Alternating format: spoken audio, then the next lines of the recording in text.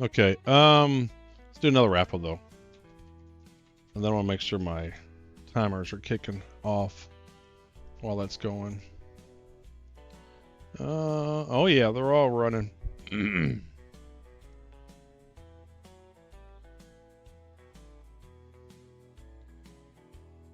How long is this? 1 hour and 28 minutes? Oh, this might be my whole stream. All right, here we go.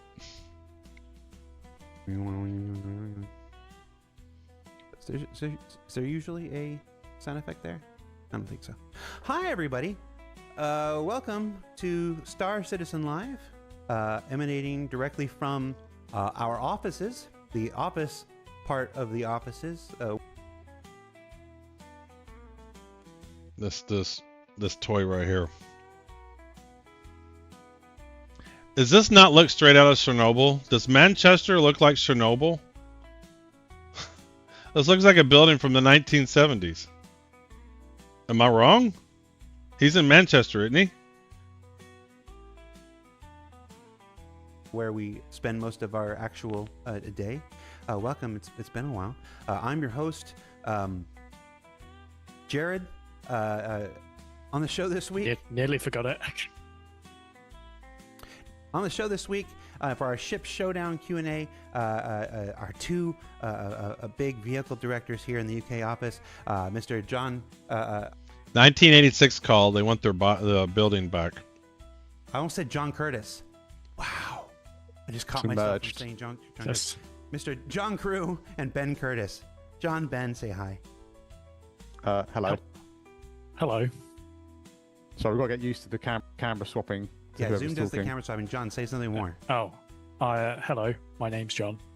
Right, that's Please John. Zoom. That's John. John has also just moved offices. Back-to-back wins. Yeah, background is a little bit plainer. Yeah, you just moved offices. I'm still in the office I've been in all year, but it's we're not used to being in here. So yeah, hi everybody. If you've never seen Star Citizen Live before, it's where we take about an hour out of the end of an occasional.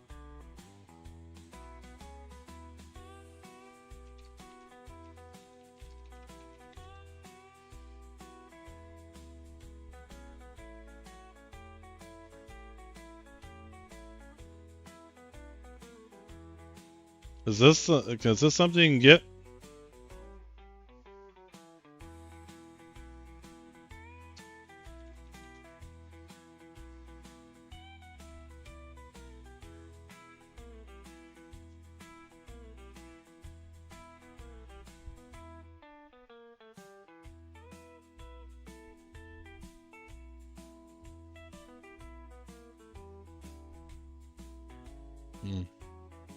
Kind of position. You know what? You can learn a lot about where a company's now. I feel like now I'm digressing here. You can learn a lot about where our company is going in terms of what they're hiring. They use Jira. We used to use Jira. We got away from that. Lead creature designer. These are all active open positions.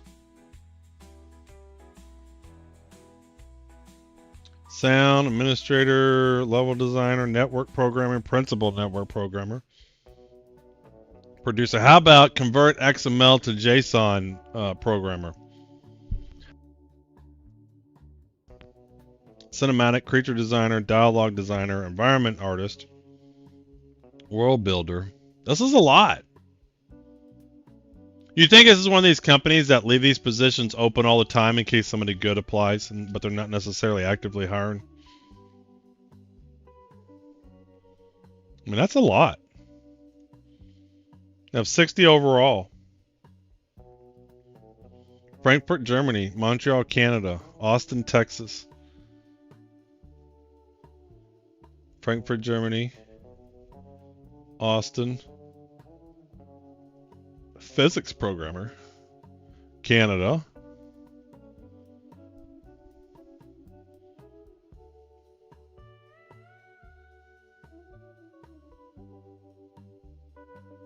Cool. week and answer questions from you, the Star Citizen community. At the end of last week, we put up a thread up on Spectrum and asked you to submit your vehicle-related questions. We're doing this show because when I get to my office downstairs too, I'm gonna get a better mic too. I'm gonna get one of these mics. we're in the middle of Ship Showdown, which is our big annual knock 'em, sock 'em, drag 'em event where the raft loses in the first round. Too soon. I mean, it's because of the shitty pairings you did. I mean, you put it up against Asgard, one of the brand new ships that everybody's liking. That was some bullshit. Why don't you put it up against the M50 or whatever it is? I just need to talk to the people who made the bracket because that was so unfair. Absolutely. And so we're just going to jump into it. We went to the thread. What they should do is, just like they do with the NCAA tournament in college basketball, is then they should just seed the ships, right? Just give them a ranking how they think people will vote. We grabbed a bunch of your questions. I do want to say no. I want to say no before. Better yet, what they could do, I mean, you can make a big deal of this. One, they could do a whole reveal.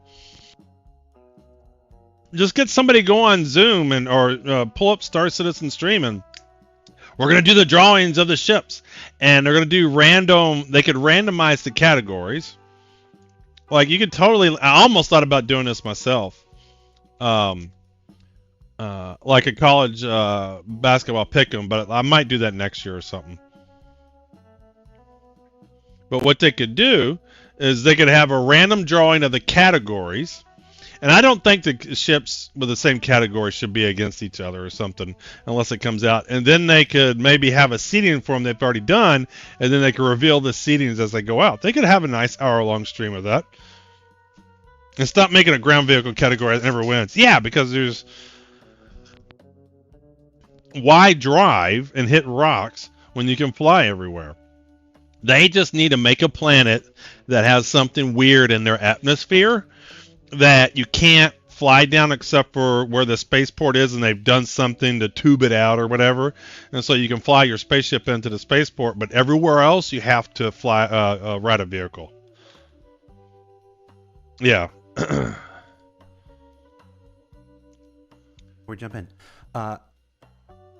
Pretty good questions this week. I've been doing this for, on and off. Where the Prowler Talon wins top 4, what BIS would look good on an alien ship?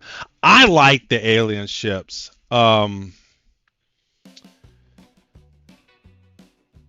like I know they're a little bit more expensive for the same type of category, but I think the alien ships look so cool.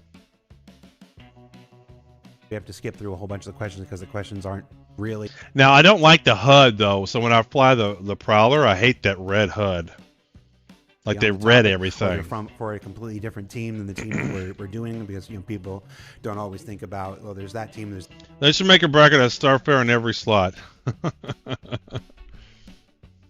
have a Prowler utility, just saying they need more of a custom paint. Aliens aren't beating the players, so it doesn't matter. There's that team. They all kind of work together, but we only. But I have a question, though. Do we think there would be a lot of hate Polaris voting, too, though? So we know the Polaris is popular, and I'd love to have a cool Polaris paint. But would there be a lot of hate voting against the Polaris, too? We got this team on or whatever. Questions were pretty good this week. So we were able to basically take our 30. We usually do about 30 in the course of an hour. We were able to take our 30 from the top 40. So we didn't have to skip many at all. So we are just going to jump right into it. And the first question, which is the most upvoted question if you account for how many times it was asked throughout the thread, and then combine all those votes. The first question is simply 600i rework when? Oh, it went to me. Oh. I say it went. You can answer then. I already know the answer to this question, and I hate it, and I'll tell you why I hate the answer. So yeah, we've done the concepts. We've already shown some of that, I believe, last year. Sorry, it kind of blurs a little bit. It's yeah, but a lot of people like the codes. There's more people who P versus P or P versus E in terms of like combat than do things like hull scraping. The Cold Zero is going to beat the Vulture. No production work is currently happening on it. and it's not on our sort of like rolling 12 to 18 month schedule at the moment. So what he's basically saying is we got some new rework for the 600i, and it's not on our schedule for the next year and a half. I think everything that we showed in the concept still valid. I think exterior wise, pretty happy with where the ship is. It's mainly down to interior layout changes and making a better use of the space. It's about as loud as I can get it. Space, and it's got a fair amount of wasted space. What I can and then do also is turn this down a little kind of like the changes we want to do to make sure it's works much better with the kind of the different modules and the different layouts that we need. Yeah, you covered most of it. I think. Hold on, he said something I wanted to hear. Make sure it's works much better with the kind of the different modules and the different layouts that we need. It's the space that it's got quite a lot of space. I think everything we showed in the concept still valid. I think exterior wise, pretty happy with where the ship is. It's mainly down to interior layout changes and making a better use of the space that it's got. It's got quite a lot of space, and it's got a fair amount of wasted space. And then also the kind of like the changes we want to do to make sure it's works much better with the kind of the different modules and the different layouts that we need. Yeah, you covered most of it. I think the only real things to add there is everything we showed with those concept images is pretty much accurate still. Big highlights being the Explorer gets a medical bed and the cargo bay of it gets large enough to hold a Nova tank. And why it constantly, or not constantly, why it never seems to happen is that really 600i owners have a functional ship.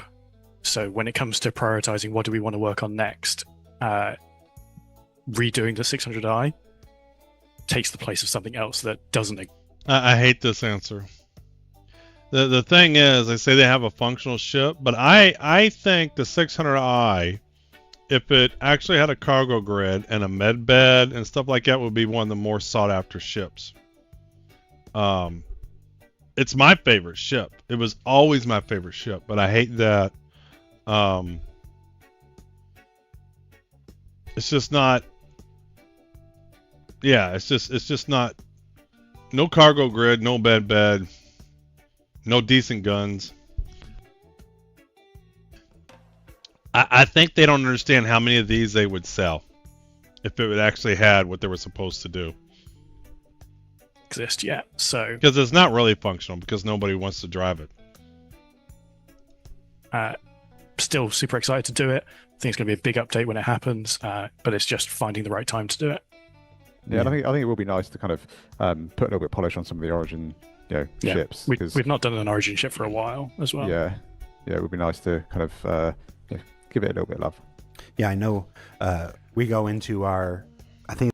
One of my early on when I get into Star Citizen, I was like, I want all the Origin ships, and it really broke my heart to find that they haven't really been updated in so long, and they're behind on things.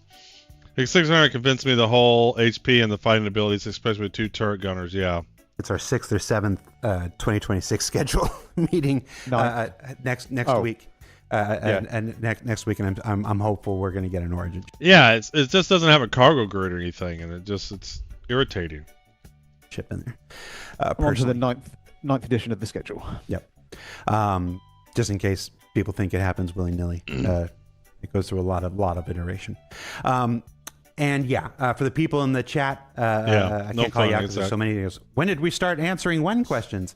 We're gonna. Lord Frederick, it's because he's working on Star Citizen. That's why. Have a couple of these. We're gonna have a couple of these, and the one questions we're gonna be able to talk about are the ones that are like it's not coming anytime in the next 6 to 12 months. I think it's important. It's not the information anybody wants to hear, but I think it's valuable to folks who want to manage. It's important for managing your expectations and stuff like this. We don't want to string you along or whatnot. If we know something's not going to come in the next 6 to 12 months and whatnot, some of these questions we're just gonna tell you. What I'm real curious is if they truly do have tons of people on Squadron 42, and they're focused on that, that once they release Squadron 42, they'll release it. There'll be bugs. So there'll be a 2, 3, 4, 6 months at worst of bug fix in Squadron 42.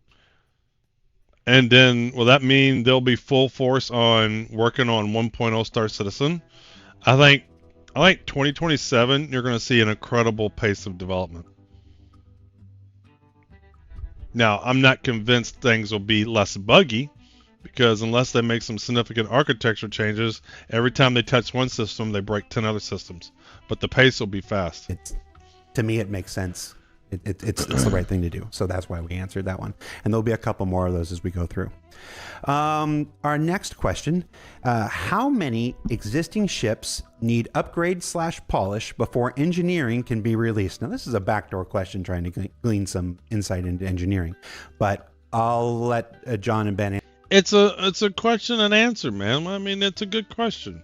answer about the ship part of that, since engineering is not technically a ship feature, a ship content feature. Yeah, obviously, vehicle content has a big part to play in this. So there's sort of two answers, a two-part answer here is what's needed from the vehicle that was side last week, to Lord Frederick. release the feature. And That what's was last needed week's to video where you had have the feature ibuprofen. fully functional bells and whistles and everything. So what's needed to release the feature from a vehicle content side is all the ships support it right now. We have fallback methods for those ships that don't have physicalized components, say like all the single seaters Or the Wolf. you'll be able to access the gameplay in a way through your existing MFDs to sort of repair and manage components that are damaged. So it's sort of not as unfair to those ships that don't have that level of physical components as those that do. And that will come with some downsides. But again, it's not a vehicle content feature, so I don't want to go all the way into specifics. But in terms of the full featured running around your ship, changing fuses, messing with relays, engineering screens, completely accessible components, we are pretty well through the list. I had a big chart that I was looking at the other day of where we are with it, and it's well over half the ships have that level of. So are you going to be repairing the component with the Cambriel tool, or are you going to have to carry spare components and swap them out and swap them in? Everything being physicalized, and at that point, that's where having to get your ships restocked with stuff is going to really suck, because you lose it, you blow up. There's a video of it online. It wasn't the last CitizenCon. Must be older than that. majority of the ones that don't so far are those single-seater ships that gameplay is of a. But yeah, if you have to run around and fix components, hopefully you're just using the Cambro tool. If not, it would be pain to always be stuck in your ships after every claim. A lesser importance. So every patch, people have noticed ships getting little updates here and there, or have not noticed. So we're chipping away at that list whilst working on all the other things. Yeah, and I think that's it. It's fortunately the engineering gameplay makes the biggest difference to the bigger ships, and it's the smaller ships that kind of give us more of the headaches, like not the single seaters, but like the ones with like the really small interiors. They're the ones that kind of gives a few more headaches, because we're limited by the exterior of the ship and trying to cram in so much into the kind of interiors. But yeah, luckily the mediums, the larges are a little bit easier to kind of update and support for that. Yeah, and the big headline here is that it's not a feature that's being held back by the work on the vehicle content team. It's the folks who are developing the feature and the gameplay systems design team, and they're still working on it. I saw Torsten was over here. He was visiting from the Frankfurt office earlier this week, and he was in there with a big review with JJ and Rick and Rich on this earlier this week. So it's still underway.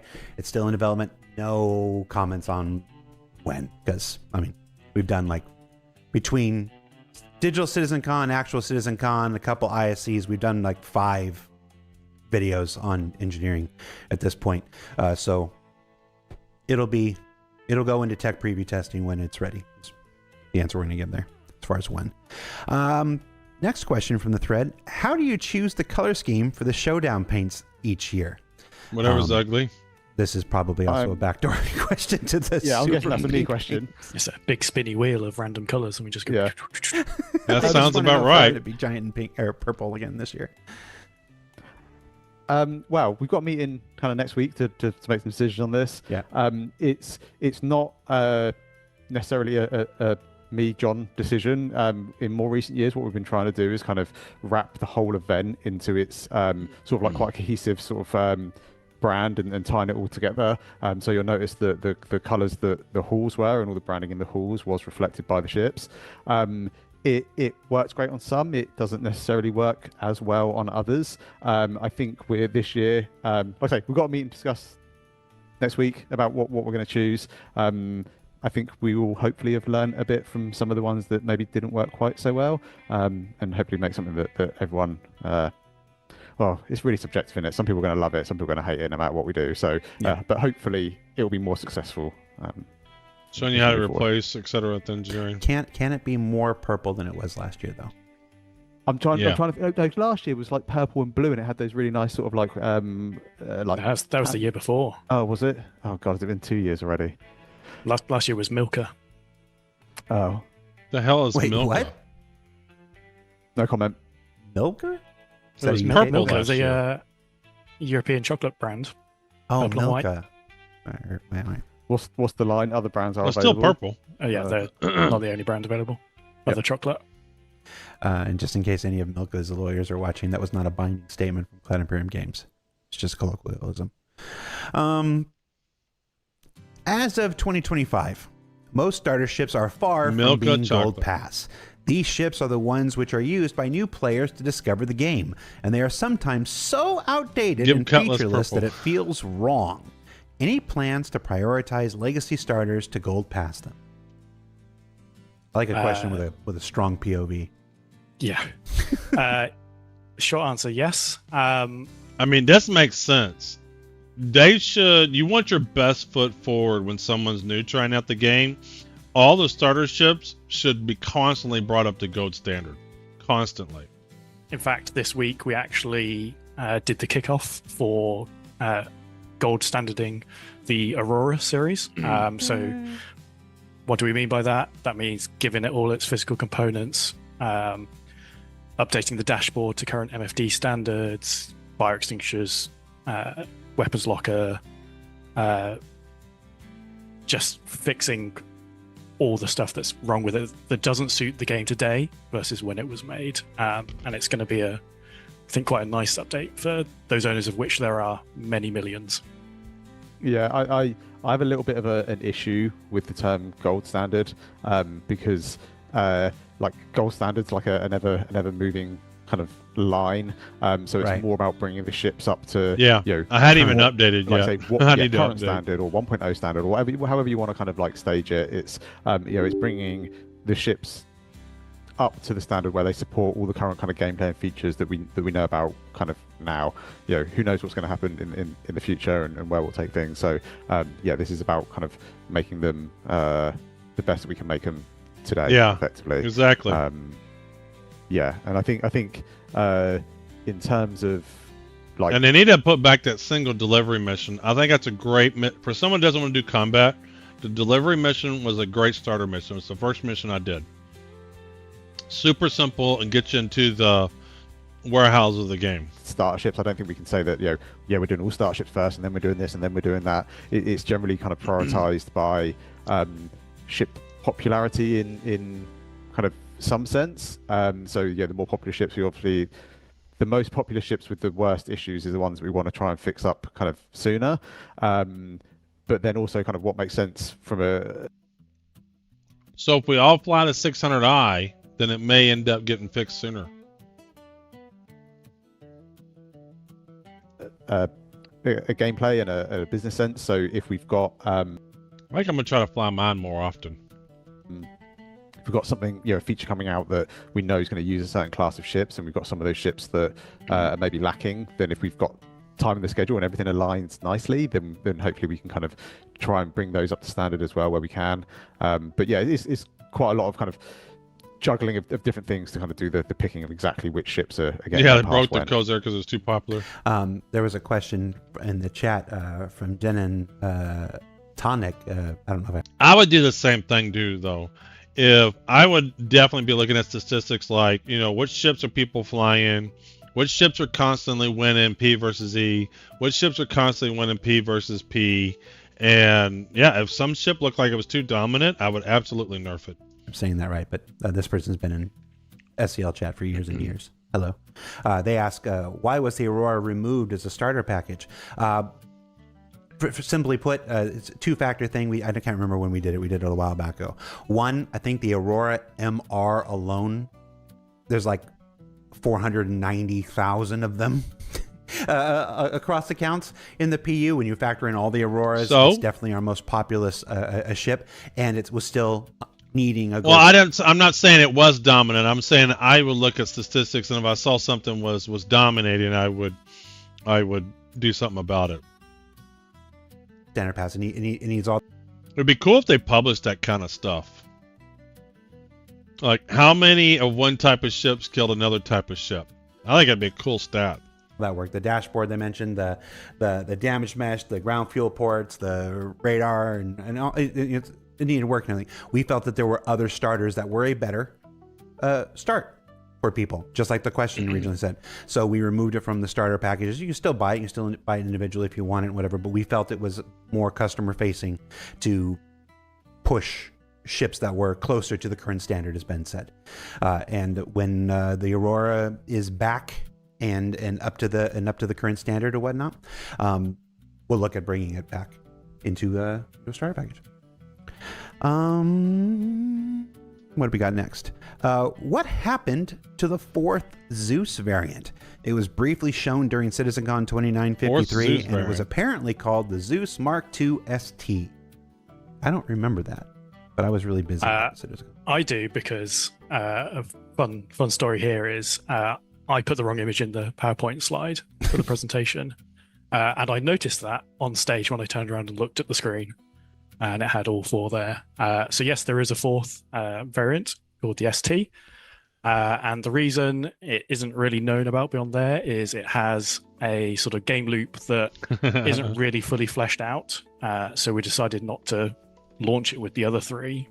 Game loop that's not really fleshed out. What is that? And when that game loop is more fleshed out, some kind We'll of talk about hacking that. one, like the Herald. Yeah, it's one of those things we try. We don't always succeed. Let's just be real honest here. We don't always succeed, but we try not to push ships that don't have the relevant requisite gameplay at the same time. And when people see a new ship that's added every month, and they say, "Why are they doing another fighter? Why are they doing that?" Whatever. There's a lot of factors that go into that. Not the least of which is that fighters sell. Let's just be real. But it's most of the time when people are like, "Why aren't you doing this ship?" or "Why aren't you putting another ship with this?" It's because we're waiting for the gameplay systems to mature. We're made before we. Well, we don't know what the game loop is, Attack Cat. We don't know what the not ready game loop. Out in that loop again, we don't all. It doesn't always work out that way. Sometimes the schedule is a schedule. But wherever we can, we do try to not push ships that don't have the requisite gameplay or all the requisite gameplay and stuff. Again, there will always be exceptions. How is ship modularity coming along? I mean, it's out there now with the Retaliator. It is another one of those things along with the whole sea that took a long time, and we talked about it for a long time in SCLs and ISCs. It's out there with. Wait, does the Retaliator have modules I can change right now today? What is the Retaliator?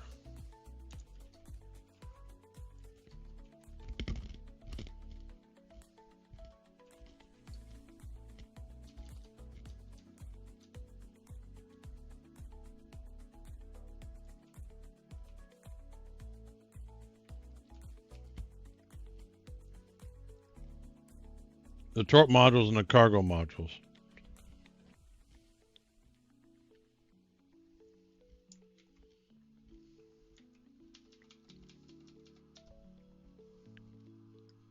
For the Flight Club model? I don't think I've ever seen this ship.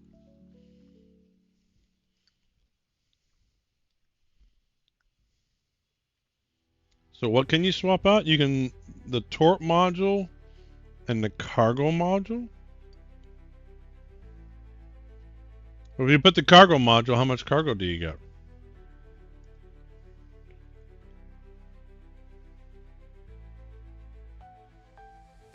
$36 SCU. So you can do this today? Like I can have these modules and change this ship? Interesting.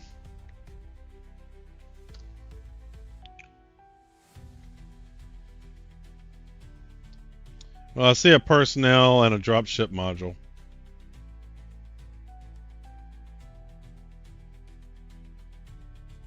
But you can take this ship and you can swap out modules on this today in game.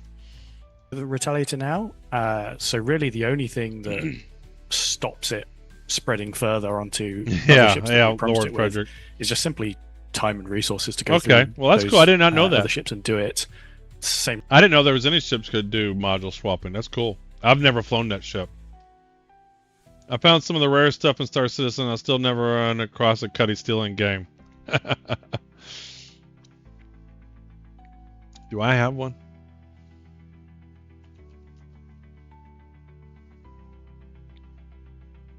Reason we haven't done the last one or two modules for the Retaliator. In terms of feature-wise, it's there. I don't think I do. It's working as much as we need it to work for ships such as the Apollo, which looking at my package. I'll say now is coming out next month with all of its modules, so all 6 modules. So it has the left and right tier 1, 2, 3 modules, so you can mix and match between them all. There might be some ships that I can't think of in the back of my mind that have a feature inside their modules that doesn't work yet. But if that's the case, we're probably not working on those ships anyway. But yeah, it's modularity as a feature works. Yeah. It's technically 6 modules, but it's 2. It's the left and right with a tier 1 bed, a left and right with the tier 2 with 2 tier 2 beds, and a left and right with 3 tier. Well, look at this.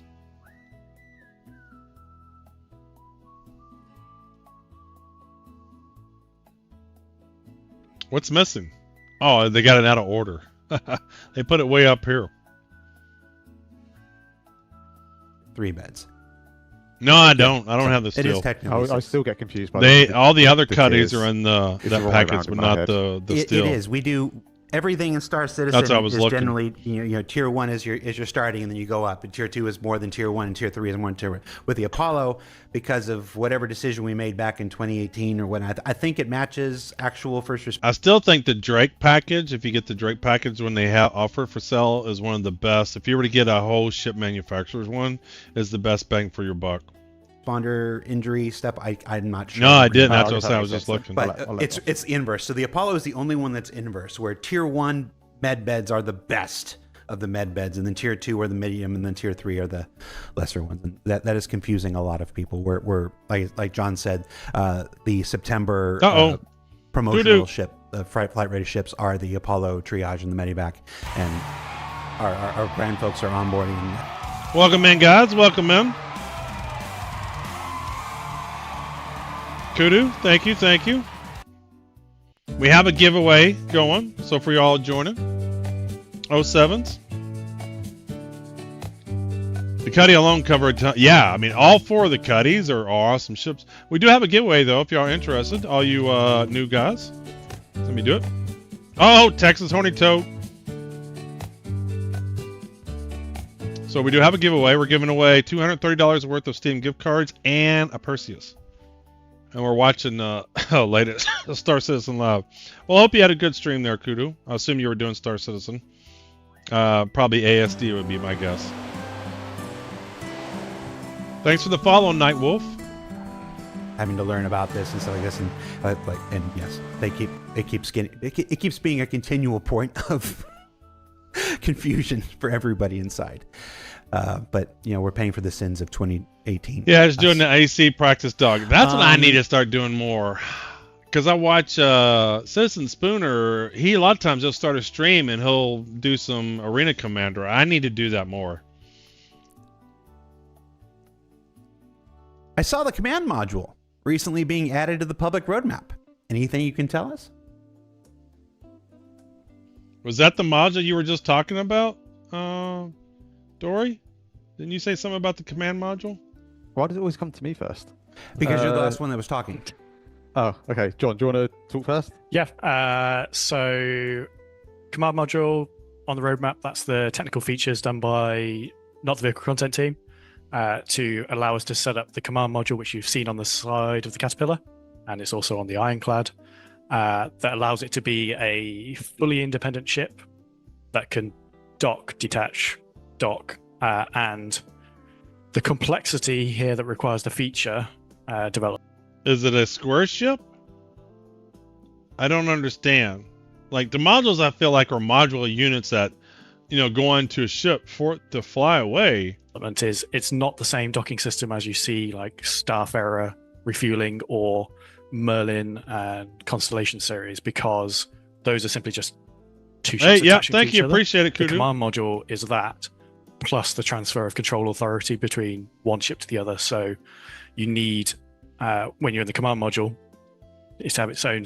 The command module for the Ironclad Cat is a little pop-off cutter on the side. So it's a big rectangular ship.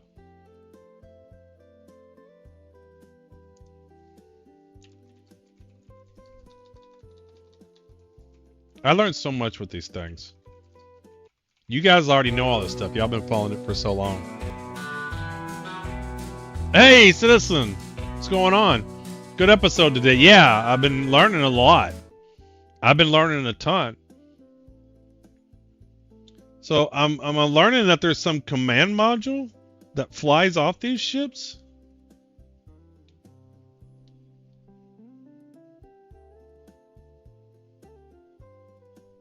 On the left side. Oh, is that what, that's the cockpit. You're saying that comes off? You're saying the cockpit of the ship comes off? It's like this. Hold on.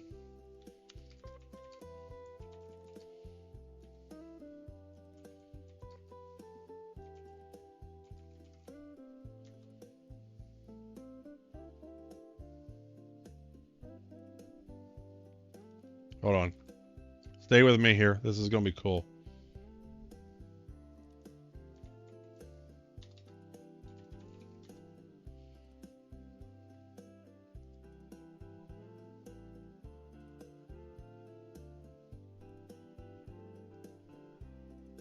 Match hostiles 9.8, sir. But at extreme risk. Exactly. So that was a big deal. So that's what command modules are, huh? Today I learned. Hellcat TV. Instead of IFCS parameters and more, but we'll just talk IFCS. So it can fly off and do its own thing. Look, it And could then be when it's risky. You blow attached your ship up to the done wrong. base Yeah. portion of the ship, it then needs to essentially absorb. It's a good thing I have really good flying skills so that I can do my Caterpillar pod and I'll be able to dock it really good, because I'm very good at flying and I will never blow up my Caterpillar. That'll never happen because I'm that good at flying. All the control links of all the items that are in that other section, take over control of them, take over flight of the whole thing. So yeah, When the space popo we for the are cat getting full of that. maize and you need to dip. Yeah. feature wise in a That was, time to drop anchor. Let's go. position where we can update the content to support it. Legophobia. And I think, like I said, it was recently added to the public roadmap, not in the release view, but in the technical development view.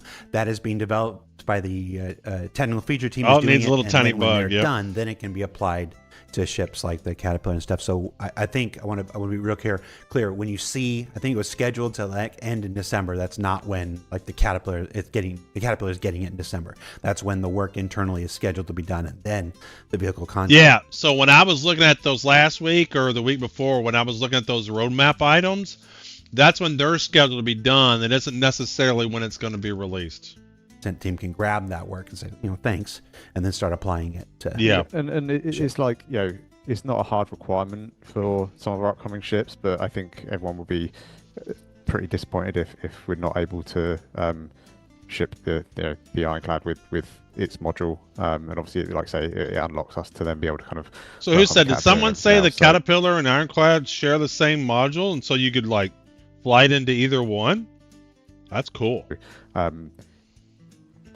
From our side, we're not. Hey, thanks for the follow, Rock. To try and get as much support as we can for it. What That'll be neat. brought on this recent design trend of emphasizing bespoke weaponry on your newest ships?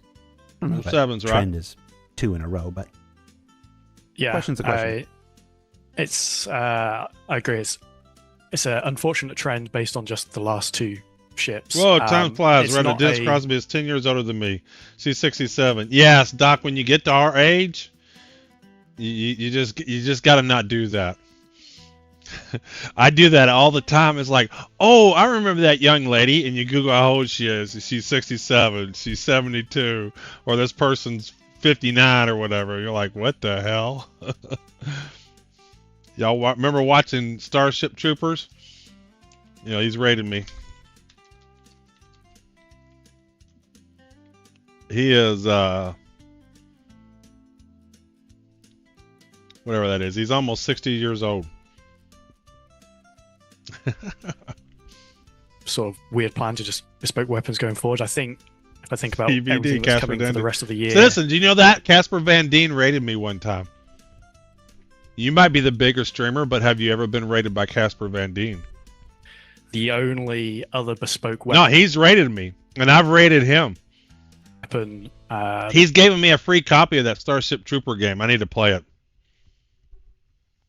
it. First time. That is on any ship for the rest of the year is the Perseus turret guns. Everything else uses generic ones. No, there's a bespoke weapon on one of the. Apparently, one of his guys is trying to get him into Star Citizen. That's why he rated me. October things. Oh yeah. Yeah. Because I continue. So two more for the rest of the year, and those ships also have generic weapons. And it's a. Did I miss something? I missed something. Dory's out there looking out for me. Hold on. Ships. I don't know if that trend is 2 in a row, but Yeah, question's a question. I agree. It's an unfortunate trend based on just the last 2 ships. Oh, this is the It's bespoke not question.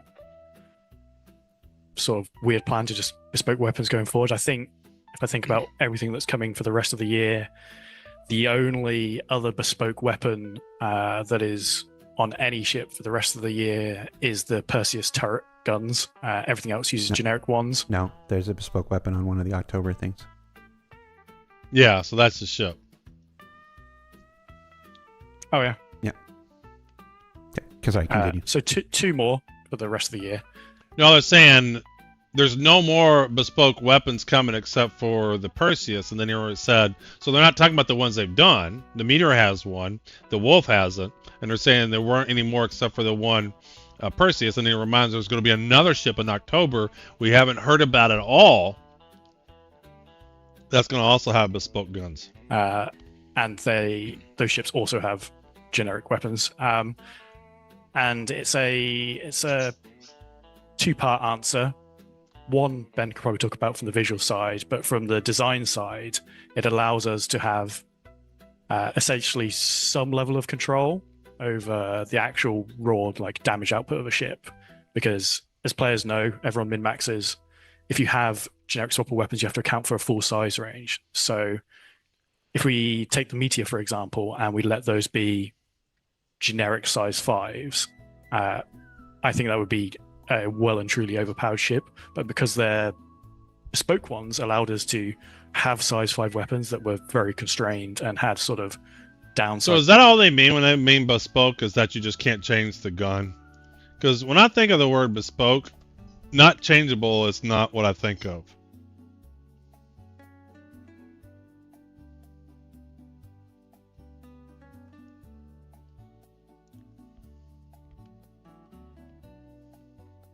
Custom made or tailored for the customer's needs. Okay.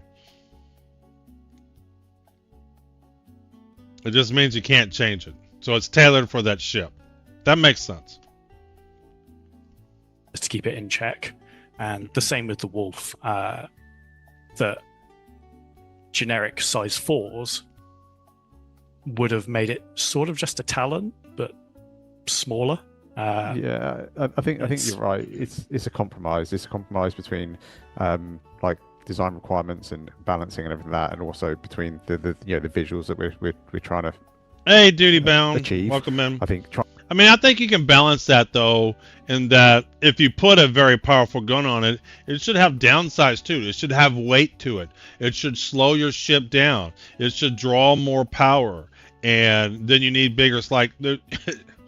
You can balance that if you had everything they're supposed to have in the game in. Trying to fit generic size 4s on the Wolf would have it would have limited what we could do with its visuals, and I know that's not important to everyone, but it does make up like a large part of what we try and do with the game.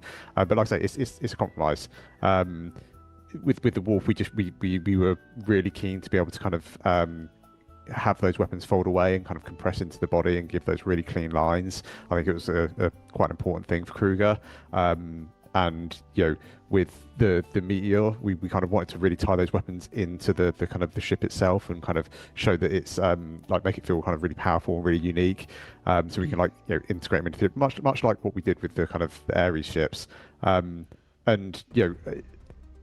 just because they're not generic size 4, size 5, or whatever that means, that doesn't necessarily mean that there's never going to be options for other weapons for those ships. It just means that they won't necessarily use all of the ships, all of the kind of weapons that are generic in that size class. But it doesn't mean that you're only going to ever have one weapon for a particular ship. Okay. I hear what you're saying. Let's see if anybody else picks up on it. If only there I was was just saying giant, you'll be able to change the guns, is what he said. Is there anything more than that I'm hearing or missing? ship convention. Do I need coming to up. wink at the end of that statement? What was the components they were selling? Flight modules and whatnot. There'll be gun modules. Yeah. $15 a piece.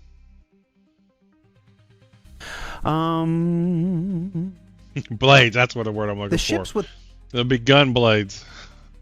multiple S2 shields seem to have some power issues compared with ships with a single larger shield, as they consume much more power, but they perform much worse. In the past, you said that 6 times S2 of the Redeemer should provide an advantage in regeneration compared to a single S3, but currently they're not working this way, as the S2 shields have much worse shield regeneration. Whew. John. That is very true. So we are in this sort of in-between stage of the current system and engineering, and I talked with Torsten.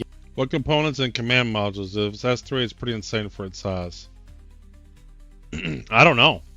Yesterday to make sure I say the right thing here, so hopefully I don't I just learned about command modules today. misconstrue it. But Today I learned. Sorry. with the engineering update, I don't.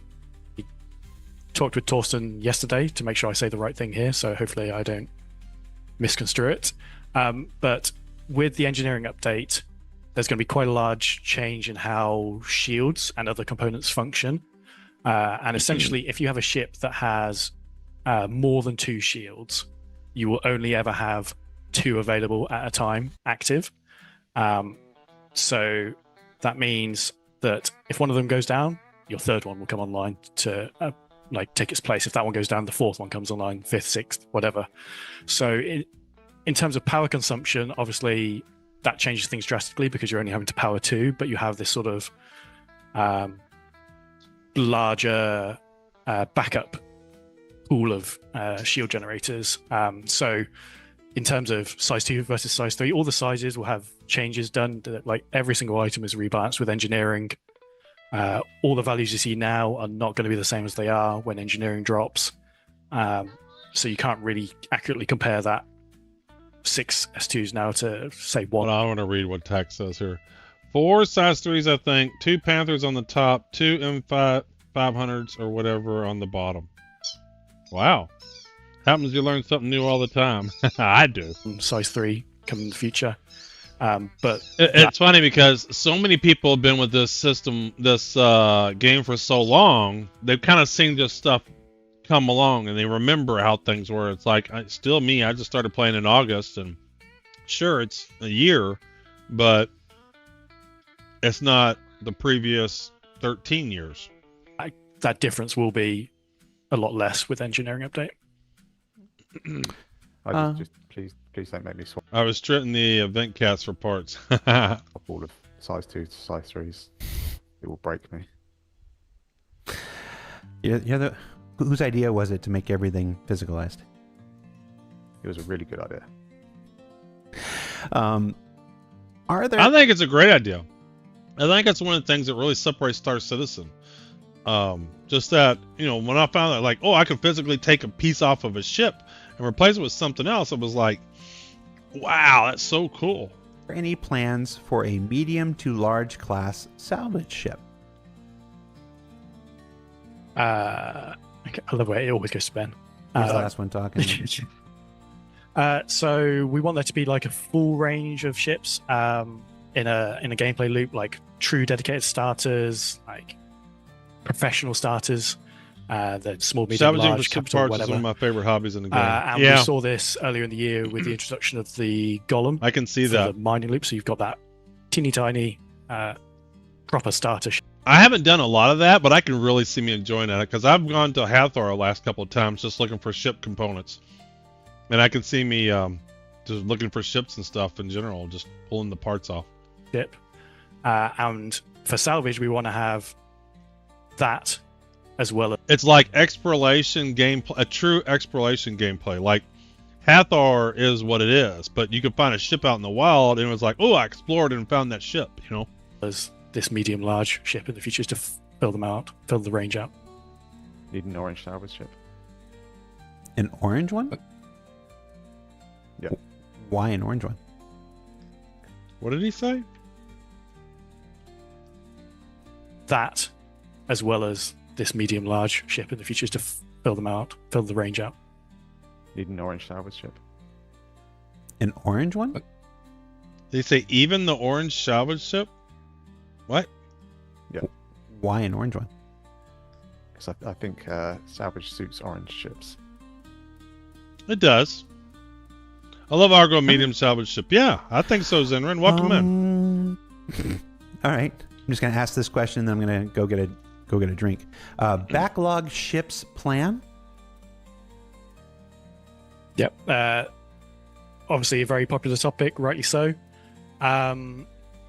It's always, like we've talked about this over the years lots. It's Really? always Wow. a balancing act. So how long does it take to scrap a 890 jump?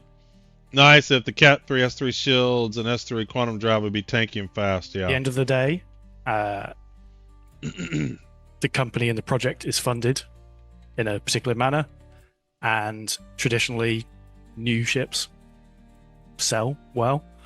But that doesn't mean we can't not do the old Not ones. bad, We Chip. have Not to bad. do that. But it's always a balancing act between fresh new content, updating the existing content so it suits the game as it is today. Like I said, we talked about with the Aurora, that isn't really suitable for the game today. So we need to fix things like that, and then we also need to finish and deliver on the Vulture. backlog That's ships. why it took so long. Wow. And that changes year to year, quarter to quarter. Hey, AZ. That ratio. Sub. It's something AZ we cactus. put a lot of discussion into and thought into as we're kind of like planning out the years and what we're planning on doing. And I think we kind of generally look at what we're working on in the 12, 18, 24 kind of month. Ben, I'm sorry to interrupt. Can you move your mic closer to your mouth? We can't hear you. Oh, Yeah, I thought he was very low. sorry. Yep. Is that better? Yep. Yeah. I was just kind of echoing what John said. We basically, we put a lot of thought into it. We're kind of Doing generally well, planning AZ. like 12, 18 months and ahead. And having a bit of a look at like where the backlog is, which, like I say, is something we do every time we're kind of talking about what ships next. If you take into account the sort of like the next kind of 18 months or so. After that, we'll be left with maybe kind of like 2-ish a year that we haven't delivered. Maybe some years 3, maybe some years 1. But I think we're we're definitely trending on the right trend. There's a few manufacturers that've got like 1 or 2 vehicles left, and it'd be great to kind of get them kind of done off the backlog, and then we can really focus about kind of new and exciting stuff. I feel like we've made a decent effort, and we're kind of like we are getting towards the kind of like the end of the list. Yeah, if you look at the existing backlog ships, and into the list, we said this before, that we don't want to release ships without their gameplay, whether that's like feature-wise or game loop-wise. If you remove all the ones that, as of today, like if we could click our fingers and instantly magic a ship into existence, if we remove all the ones that don't have features in the game today or fully functioning game loops, that backlog list is quite small. I think you've got the G12s, which I know there's a question about coming, the Liberator, the whole series, Odyssey, and then the rest of them are ones that sort of really do need a game loop to make their use. They need to get vehicle gameplay be good going in the game. Yeah, they need to get vehicle gameplay going somehow. I guess they just need to make a planet or something where, for whatever reason, you can't fly ships.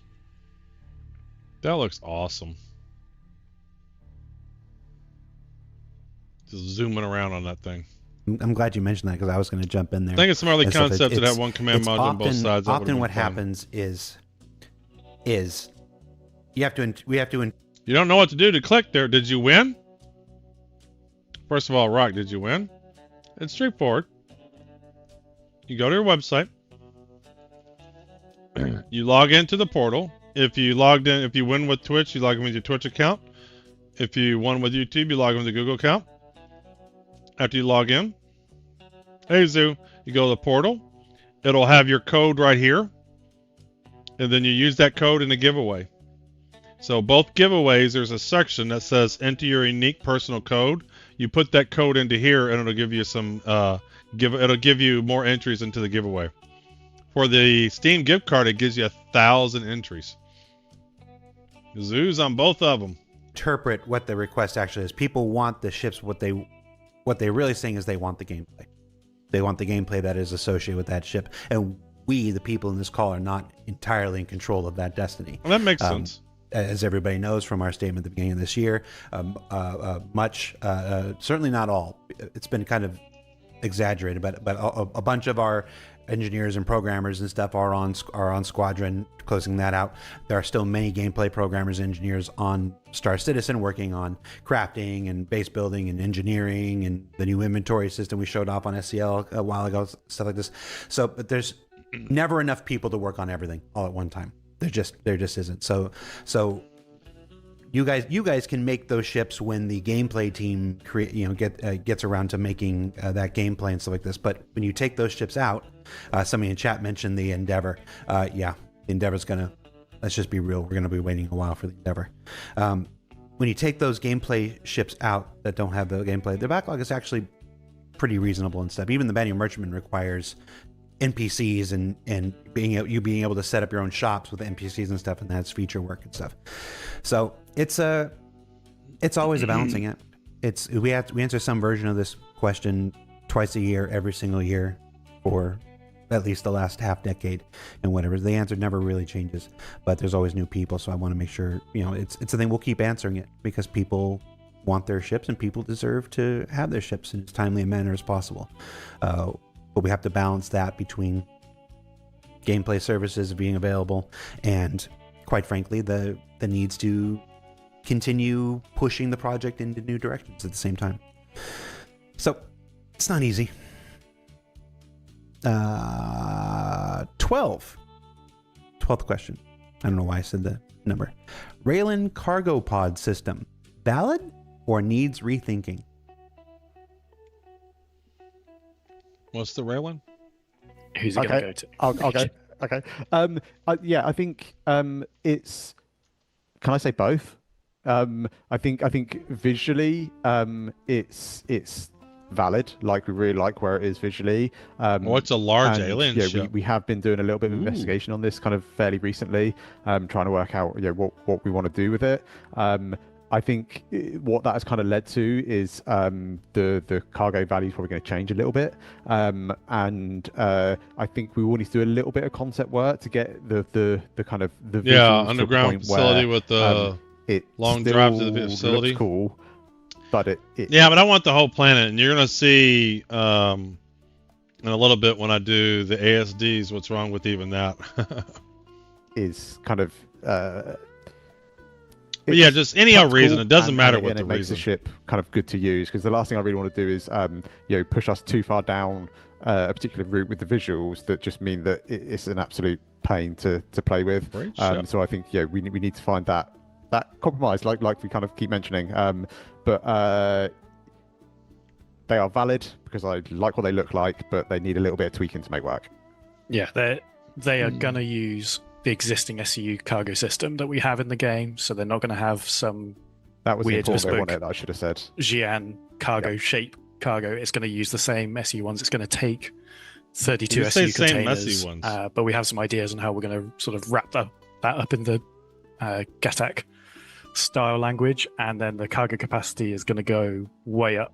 I'm not going to give so a number more here. than 320. We'll give a number later on, but it's So closer to up. Caterpillar and Carrick. Carrick, the C2. Will next year have a manufacturer focus like the past year seems to have been RSI? And if so, any hints to which one it will be? We don't. This is going to sound weird after what has clearly been a year of RSI heavy ships, but we don't. Is there a problem regarding the fact that joining your website with a secondary email and not the email you use? Yeah, that's nothing to do with that. It's more about logging in with your Twitch account or your Steam account. Are you talking about the Gleam.io site?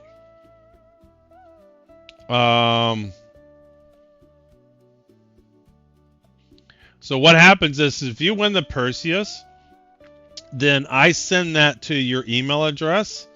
What you want to do is make sure you're logged in to Star Citizen with the account that you want to accept the ship with. Really pick like a manufacturer theme for the year. We talked on stage 2 years ago and last year about RSI being the theme for like the capital ships and going through that lineup. And a certain set of scenarios happened where we ended up doing some additional RSI ships, and that's been pretty useful in terms of building out kits and allowing them to sort of benefit from each other.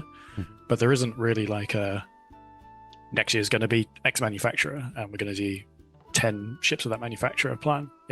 We try and do a spread. From the chat, will we see more Kruger ships? I hope so. I definitely want to see more Kruger ships. So it was. They want to see more space penises. More fins. More No penises. maybe more fins. I think things like the I think they know Kruger the fins ships, not well the received. Sula and stuff like that. Stuff that is a little bit more blank canvassy when you kind of get to start with it. It is a very exciting challenge. I think if you take some of our existing manufacturers, you kind of know what you're getting. You know what you're getting with the Drake ship. Doesn't mean they're not fun, because it's great to explore their processes further, their manufacturing further. But I was kind of super happy with the Kruger and where we got to with it, and I will definitely be pushing to get more Kruger ships. Not that it's my decision, but I'll do what I can. Another question from the chat. Anything about the Carrick cargo pods?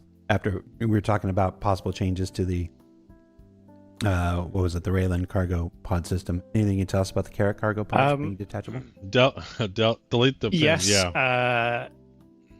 So there's a lot of talk about the Carrick ones. They were never designed to be fully ballistics, openable it once sucks they're when you within run the out. ship. If you look at the ship, like the belly of the ship comes down halfway down the pods. We did some work last year, early this year, to improve the opening. Thanks for the sub but on YouTube. They're There, never supposed to fully open whilst in the ship.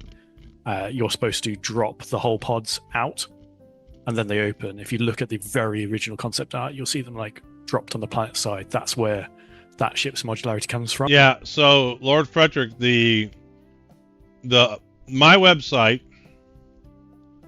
So when you go to here, do I have a logout? This is just for getting the code. When you enter the giveaway,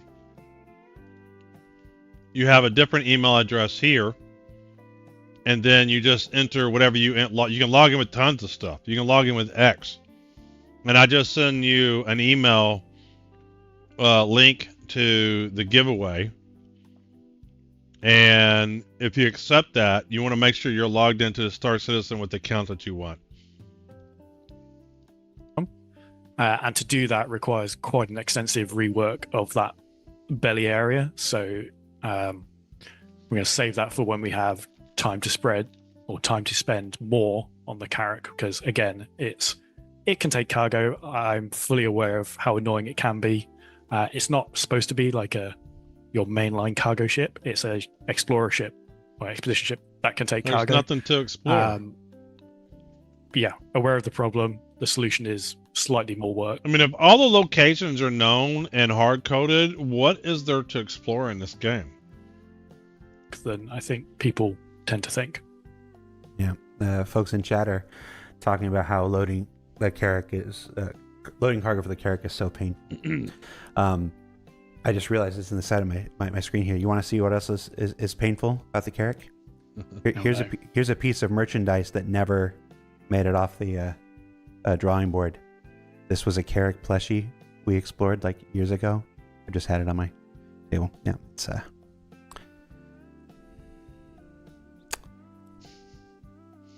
You can see why. it's not good. So why there's Got no issues. whole An sea attempt of was made. plushies either. An attempt was made. That's what you get when you're here in my actual office and not my Exploration fake means office P where you versus see P.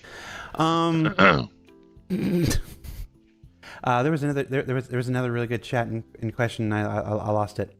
If you had a great chat in question in chat, ask it again. Was it the CitizenCon one? What was the Hey, Wise, welcome in. The sneak peek one? It's how real many are we office. expecting to deliver? Oh, no, that wasn't the question. Okay. Will external doors be made stronger so you can't just God, open them by please punching do. the door? Yeah, I'm one just of those watching great some game Star dev Citizen quirks Lab. is that technically melee is doing physical damage, so over time it will do enough to open doors. Short, midterm, we're going to be bringing in, hopefully alongside engineering, like the concept of armor having minimum thresholds of damage, like damage numbers. So punching would just never exceed that threshold to allow you to open doors. Longer term, Maelstrom does this out the box. It's functional now in Squadron. What is Maelstrom? Like, your punch doesn't. Sorry, I hate this. They use these code words. Star Citizen Maelstrom.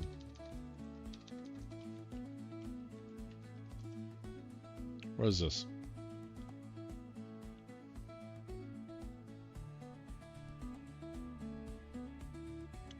Says it's a size 2 grade C military power plant too.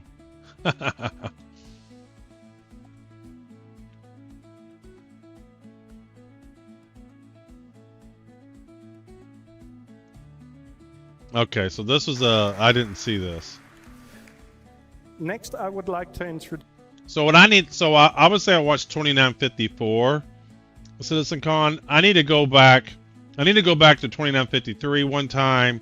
I need to go back to 2952. I need to just start going back to these presentations and kind of watching them.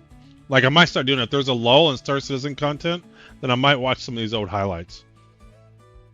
I'm gonna keep this up. Do enough kinetic energy for the system to even care about, so you'll never be able to break it like that. And as the interim, until that comes into the PU, engineering will hopefully bring. It's fun to see what they say too. I actually went through their Kickstarter because I wasn't around for the Kickstarter, and it was just interesting to read. The sort of lightweight version of that approximates the same outcome. I know. I found the question. Sandman 0888 asked. No, he didn't ask it. I lost it again. Wiseman 93 asked, "Will Yeah, medical I beacons agree, return Chris. with the Apollo?" Boy, howdy, I sure hope so. I'm not going to sit here and say it absolutely will, because that's still roughly a month away. But we are making every single attempt to Yeah, get so those this is the things first back time they online. said, so the Apollo is coming out next month. Howdy, I sure hope so. I'm not going to... Hopefully alongside engineering, like the concept of armor having minimum thresholds, damage, like damage numbers. So punching would just never exceed that threshold to allow you to open doors. Longer term, Maelstrom does this out the box. It's functional now in Squadron. Like your punch doesn't do enough kinetic energy for the system to even care about, so you'll never be able to break it like that. And as the interim, until that comes into the PU, engineering will hopefully bring the sort of lightweight version of that approximates the same outcome. I mean, there's something else he said too. He said Squadron 42 does this. Like, there's people that are getting to play Squadron 42 that has a ton of this tech in that we haven't got a chance to play at all. I found the question. Sandman 0888 asked. No, he didn't ask it. I lost it again. Wiseman 93 asked, "Will medical beacons return with the Apollo?" Boy, howdy, I sure hope so. I'm not going to sit here and say it absolutely will, because that's still roughly a month away. But was that a slip, or did they mean to say that the Apollo's coming out a month away, next month? we are making every single attempt to get those things back online. Or if they've never, this is the first time they said it's coming out next month, right? They haven't said that any other time. And they were causing some really weird issues. Well, most people, you don't need me to explain to you what the issues were. It was just filling up the mission logs and making them unusable and stuff because of other changes that we made to Onyx facilities and stuff like that. So they were pulled down this month so that they could make some fixes. The things that have tormented medical players unfortunately won't be addressed when they come back. This is just about restoring their functionality that they had a month ago. But we will have more information about medical gameplay and the future of medical gameplay and stuff to go along with the Apollo when that launches, as John said, next month. But second to that, every single opportunity is being made to get medical beacons back for next month, because I'm just going to say it. It's really silly not to have them on the month you're trying to launch the Apollo. And I'd really rather not have an unforced error like that.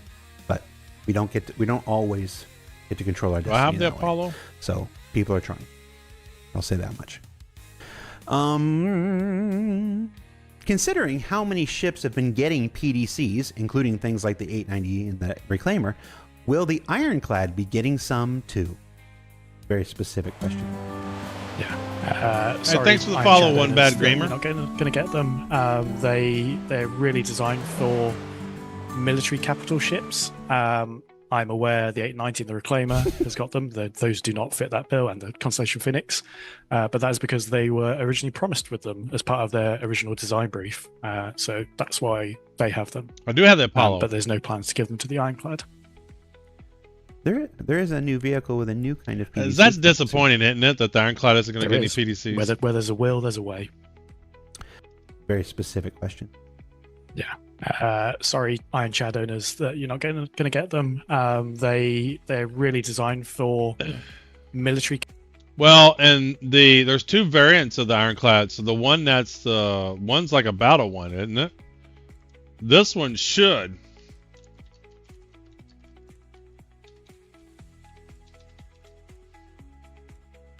What's the variant?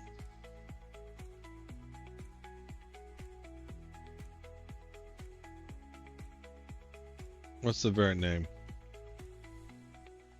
The Assault. This one should. At minimum, this one should, shouldn't it? Look at that. 1,152. How much is this one? 1,500. Nice. Capital ships. The squadron is ahead. The Star Citizen feature will be insured. If it fails, the Squadron of Faithful may be in for a serious shock. I'm aware. The Hey, Cyclops. claim. Welcome in, welcome in. I think the minimum the assault should have PDCs. Has got them. Those do not fit that bill, and the Constellation Phoenix.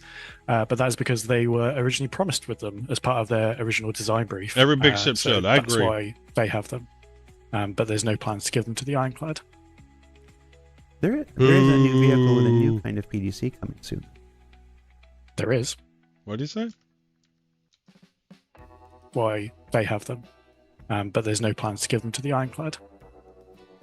There is a new vehicle with a new kind of PDC coming soon. New kind of PDC. Like it shoots missiles? There is. Where there's a will, there's a way. And also, I was just talking to the Launches economy guys. We torpedoes? are adding the existing PDCs, the laser repeaters and the new missile ones we launched with the Idris K kit. Those are going to get added to the in-game shops probably sometime around November to make you people to make those of you who have ships with PDCs have some more customization options. That stuff's coming. Nice. And so if you have PDCs now, you can you can swap them out. Cool. So about getting in and out of ships and seats, which always locks the player into an, in my opinion, way too lengthy animation that we can neither cancel nor skip. Also Are great there for any javelin plans owners for who have a refactor loaner. of this, Yeah. like there are plans for ladders and vaulting, climbing, traversal? Yes, some of them are definitely too long. Calling out the Talon, especially. That is too long. It needs shortening, but we can't just make... Well, we could just make the animation shorter, but then all the audio and things are out of sync, and we want to make it all feel nice. And like part of the allure of Star Citizen is feeling like you're in that world. So when you start getting audio visual disconnects, it's not great. I saw this question. It also sort of hinted like, why don't we just use the ladder V2 tech for getting in and out of ships? That's never going to work. They're two very different systems. Ladder V2 is for like static environment ladders, whereas this ship enter exits are very bespoke animations to the ship geometry themselves, and also have a lot of events tied into like, when I start this animation, I want to start opening the canopy, deploying fins or panels or whatever. They need to be very controlled, but being able to break out of them is something I've wanted for quite a while. It's a priority thing, and it's on a team that is not under my influence to bias, sadly. Yeah, they love that And I bespoke. think you're right. We were Yeah. just talking about it. I tell you, every time that I've gone into a ship and I want to blow up the ship, so I do the self-destruct, and then you see the guy getting out of his seat like real slow. Is like, dude, if the ship is self-destructing, I'm hopping my ass out of that chair and getting out. I don't want to lose the realism quality just for faster gameplay. I don't either, AZ. It's just that my point is, it's not realistic to me that if I did the self-destruct on the ship, that my dude's taking his time getting out of the seat. So there still should be a faster animation. There should still be, there could be a normal one. It's like, oh, okay, I'm getting out, I'm going to do something. But when you're ready to haul ass and do something, someone's boarded your ship and you're ready to get out and go start fighting them, this slow animation's got to stop, because you can get out of a seat fast. You'd be standing when you press that destruct button. Yeah, exactly. I'm not even getting it. That's the other thing too. Kev the agent's got a good point. If I'm going to self-destruct my ship, you know what I'm not going to do? Oh, let's get all comfy into the chair and then press the self-destruct button. Hell no, man. I'm leaving over to the edge, pushing that button, ready to run. But like I said, Godzilla, it's not immersive for me for the guy to be real slow in a situation where he would not be real slow. Technically, you could speed up the animations, but I think it's about kind of making sure that things still feel kind of tangible. They still feel.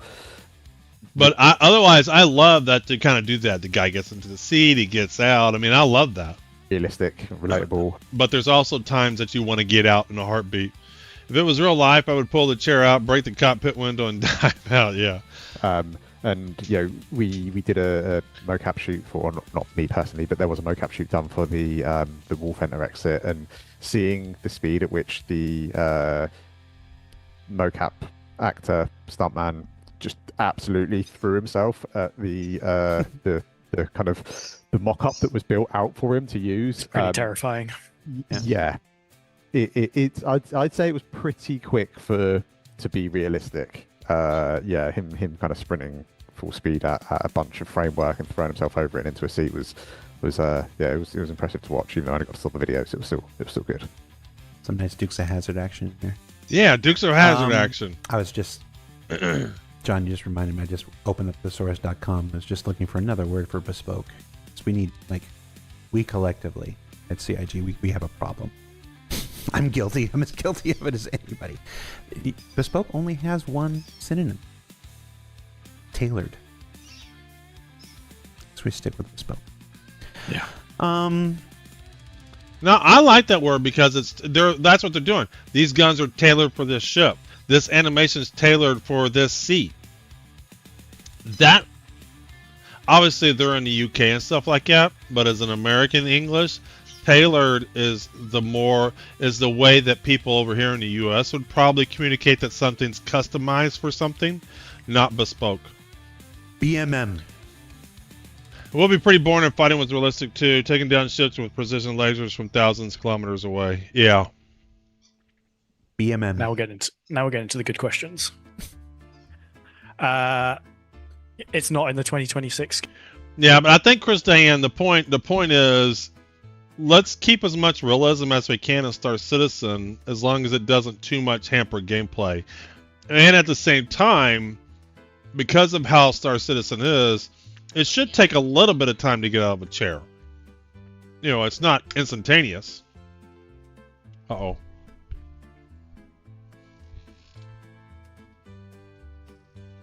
Lost my connection for a minute. Schedule at the moment in terms of releasing. I do hope, though, fingers crossed. The brand new everything goes to Merchant Man. plan, They said last CitizenCon it's not coming out for 1.0. and that we will start putting people back on it at the end of, in the back half of 2026. So they're going to start putting people on it. We got quite far into White Box. We showed the progress at CitizenCon. It's not moved an inch from where we last showed it. Yeah, that was quite a tough thing to show, because we wanted to be honest about it and show where we were up to with it, but also appreciate, if we're still on stage going, look at the BMM, everyone's going to be like, yeah, it's coming, and it's like, be honest. So I think, as John says, we're hoping to get artists and designers and the content team kind of back on it next year, but that it's not currently in the schedule for next year. Squadron 42 is coming out next year.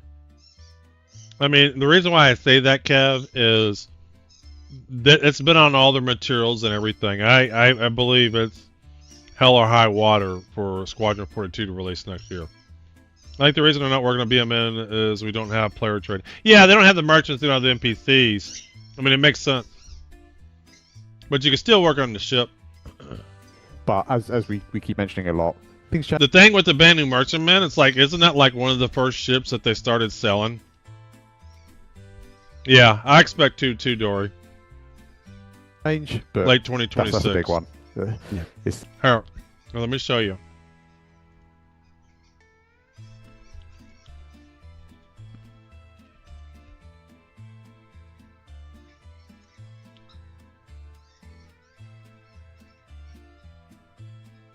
I know they have been on their materials. Maybe not on this one. I know I've seen it. They've been pointing it out all the time.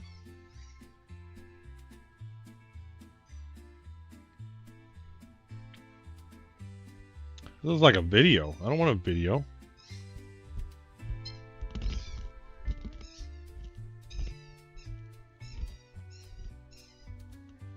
Yeah, they've been putting this everywhere.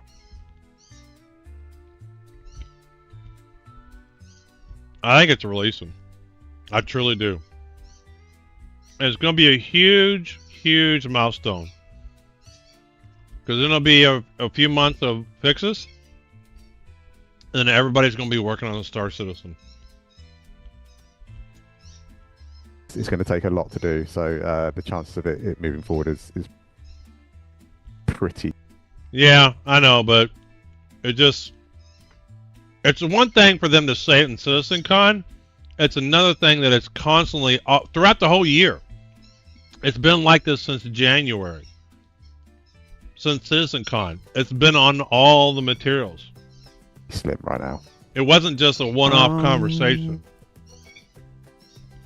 Can dedicated racks be placed in cargo ships for a max lift tractor tool? So one is... Kev, that's not what I'm hearing. I'm hearing a lot of the development resources will move to getting Squadron or getting Star Citizen out 1.0, and then they'll go back to episode 2. It's handy and in the cargo bay? I don't see why not. It's a pretty valid use case. Some of the ships we have later in the year do have weapon racks near their cargo bays. I don't know off the top of my head whether the max lift shares. So the way you decide what goes in each rack is a combination of size and tags. I don't know whether the max lift is classified as a weapon or a utility item. It might be that we need to just... Pretty sure it's a utility item, yeah. Yeah, we probably just need to re-tag the weapon racks to support both, assuming that they share... I mean, I feel like every weapon... I've put the max lift in quite a few weapon racks. I actually do that. And I don't think I've run across one that it doesn't go in. But maybe they exist. Metrics, which Ben as well. One time I loaded up the Drake Caterpillar with nothing but max lifts. Weapon I director. cannot remember without looking, so yeah. Sorry. I'm going to leave the camera on you for this one, Ben. How hard is it to create paints for the currently available ships? How long we got? Like, if I start waffling too much, tell me to shut up. It's really a mixed bag. I think if you got a black ship, you want to make it red. It's relatively straightforward. It's relatively straightforward for me. We have some material settings. We can change that. It's fine. Everything we do still needs to have. Without getting too technical, new entity set up. It needs to be plugged into all the existing ship setup. It needs to be you need tested, more orange needs to be named, choices. needs to be go through market. There's a whole host of other departments that aren't just like color swatch red done. But making something kind of just change colors like fairly straightforward. The difficulty comes really when it comes down to if you've got a ship with a particular kind of paint breakup. So if you've got a ship that's by default it's silver and it's got a little bit of blue or whatever, and it looks great. That's cool, and you can put a bunch of different combinations on it. It looks great. The problem comes is a lot of time we're trying to theme like packs around particular kind of colors or ideas, and as soon as you start kind of trying to get tints to work across multiple ships that have been set up in different ways, it becomes quite you can make some really ugly ships really easily up on white. So it can take they can always revive characters with CGI and AI. Sort of stuff. One of the things that kind of limits us a little bit is our breakup is kind of baked into our ship models. So we don't have the ability to kind of just go, okay, actually I want to make all of these panels one color, this panel another color. It's like it has to work with everything. So that can kind of add some complications. For unique paints, they're a larger investment of time. All the graffiti stuff we did earlier last year, earlier this year or end of last year, I can't quite remember. That stuff is a bigger investment of time. The issue that comes with that is thanks for the there's a lot of sub, additional Garrick. geometry that we need to add onto the ships On the to YouTube support side there. the kind of designs. With that additional geometry, And thanks you for then the have to follow. Go back in and reset up damage. Seth Han Lon Suck. It's a palm does suck. It's something like that. Reset up UVs, reset up vertex colors and wear, pump it all through the LODs. It gets quite complicated quite quickly, and on top of that, you then have to go through and re-update all the existing paints and tints that have already been done for those ships and anything that shares any variants. So if you take a Cutlass, for example, all of a sudden you're working across multiple different variants, all with loads. It just gets more and more kind of the rabbit hole you go down. So they do take a bit more investment. Well, Hawaiian shirt wear. I designed my own Hawaiian to try and shirts. not waffle for an hour on just this subject. We have recently been doing some R&D into like how we improve the system and how we want to make it easier for us. There's lots of. This one's for my org though. This is the org shirt. So if you go to my website, this one is my org. These are my org stuff. So they're org specific, right? And then these are the more generic ones. I really like it. And let me tell you what, these look better in person than they do on the site. I get compliments all the time when I'm out and about. Like really kind of clever ideas and things that we've talked to our kind of graphics team about, who luckily sit next door to me, so that's quite handy. And we're kind of getting buy-in from these other departments, and they want to kind of see us push it as well. I think Henry Cavill would promote it for sure. I bet he plays Star Citizen. It now comes down to breaking down the work, kind of getting that estimates in, getting into a schedule, working out the priorities on it. So I do hope that we can make better paints quicker in the future. At the moment, it's I wish it was just the easiest like color swatch pick go, but it's not. And I know there's a lot of games out there that do that. There's a lot of racing games that do that, and they allow you to do like full liveries across it. But the scale of our game, the texture resolution that we work to, you try putting a unique texture on a ship that's 250 meters long, you very, very quickly see the limitations of unique unwraps and unique texturing, which is something that just doesn't work for a game of our scale, and it's not a compromise that anyone's really, especially me, is willing to make when it comes to putting them out. Like, I'm not having low res, low quality artwork all over the side of our ships. Sorry. No, good answer. Check your check Teams for a question while I ask John a question here. Okay. John, can you give us any more info about other Retaliator modules? Obviously, we need to do the ones that we sold back in the day that were not delivered, which I think is the living quarters and dropship ones. Before we do any further ones, there are no No, that's never stopped you before. So why is that obvious? Why is he saying obviously we have to do the ones we've already sold, than do any new ones? That has never stopped them. The anchor shirt's cool. I haven't seen that one yet. I haven't ordered that one for myself. That's one I haven't worn. They're trying to hold a better standard. Okay, Dory. All right. Pre-plans. But I need to order that one. I try to order them up in batches as I design some, because then I save on shipping. I need to order that anchor one. For additional ones, but if I get my way, I would do I just did some for my son. His birthday's at the end of the month. And I just did some. They're not available for sale just yet. They'll become available after he receives them. And they'll come online. They're Dungeons and Dragons, Lord of the Ring themed ones. They're pretty cool. Medical bed one. Just because I think that will be... Actually, you know what? We'll do a sneak peek. Hold on. We'll do a sneak peek.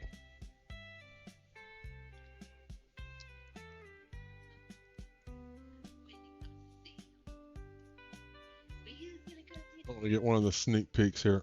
So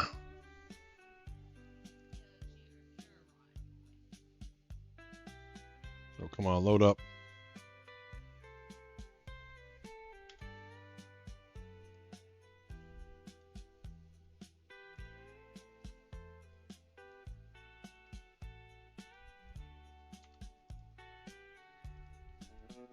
Y'all getting a sneak peek.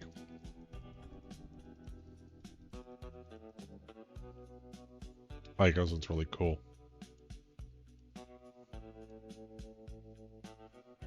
I hope they did the ship backlog first instead of modular backlog. It was saying if I get my way is never a good sign. I love that. It looks better in person too. I had to zoom out the high resolution. But those won't come sell until he gets them. Pretty good utility to it. I know a lot of people have asked for a actual bomber module using bombs. Yes. So Garka, the way I got into it was I was always, since I moved to Florida 5 years ago, I always wear Hawaiian shirts, And I was kind of disappointed that my local city, Newport Richey, doesn't have Hawaiian shirts. And so I found out how I can design my own, and then I just started designing shirts I want to wear. And since they're print on demand, I don't have to keep an inventory. I was like, well, somebody else wants one, then they can have one too. I design these shirts for me to wear, either on stream or to wear out in person, right? I don't wear my Aloha and Away logistics shirts out in public, but I do like to wear them on stream. Now, if I ever went to a Bar Citizen or something, I probably would wear it then. think I would That was me. personally. That was you. Oh. We call it the retaliated bomber. So it's just a passion of shirts that I want to wear, and other people, if they want them, then they can get them. I know that other people that when they bought them and they sent me pictures, and they were like, I get compliments when I wear this shirt. It's no. I would probably go the route of letting the existing torpedo racks be swapped to bomb racks as an option rather than a wholly new module. But we could go either way. It makes sense to do an actual dedicated bomb one, but we've got 2 paths for it. All right, so that question I was trying to ask slyly, we're almost same here in I was asking Arizona. if we Yeah, could get some extra time with our guys without putting them on the spot. They both graciously said yes, so we're gonna keep going because we have some more questions. Yeah, I have a ton, but no, I don't wear them anymore. I wear pretty much 90% of the time I'm wearing one of the shirts I've designed these days. That I'd really like us to get to. But same way, I had Walmart, Tommy Bahamas. If I saw a Hawaiian shirt I liked, I'd pick it up. Any progress on the PTV rework and its backlog of paints, including the Best in Show one that was initially shown at least 2 years ago? This is another great little fellowship task that we keep putting in the schedule, and then it gets removed because something runs long or something needs to come forwards. Yes, still planned. I think we did show a concept of it. Yeah, I know we did concepts for it. I don't know if we've shown it with the publicly. STV, maybe. Show them. I don't think we did. Show them. I don't know, maybe. Yeah, I'm sure. I feel like I'm sure we've shown it somewhere. When we did the STV and we showed the other one that we never made, the other the UTV. UTV, I think it was there. We did. We showed the whole family, so you could see the lines.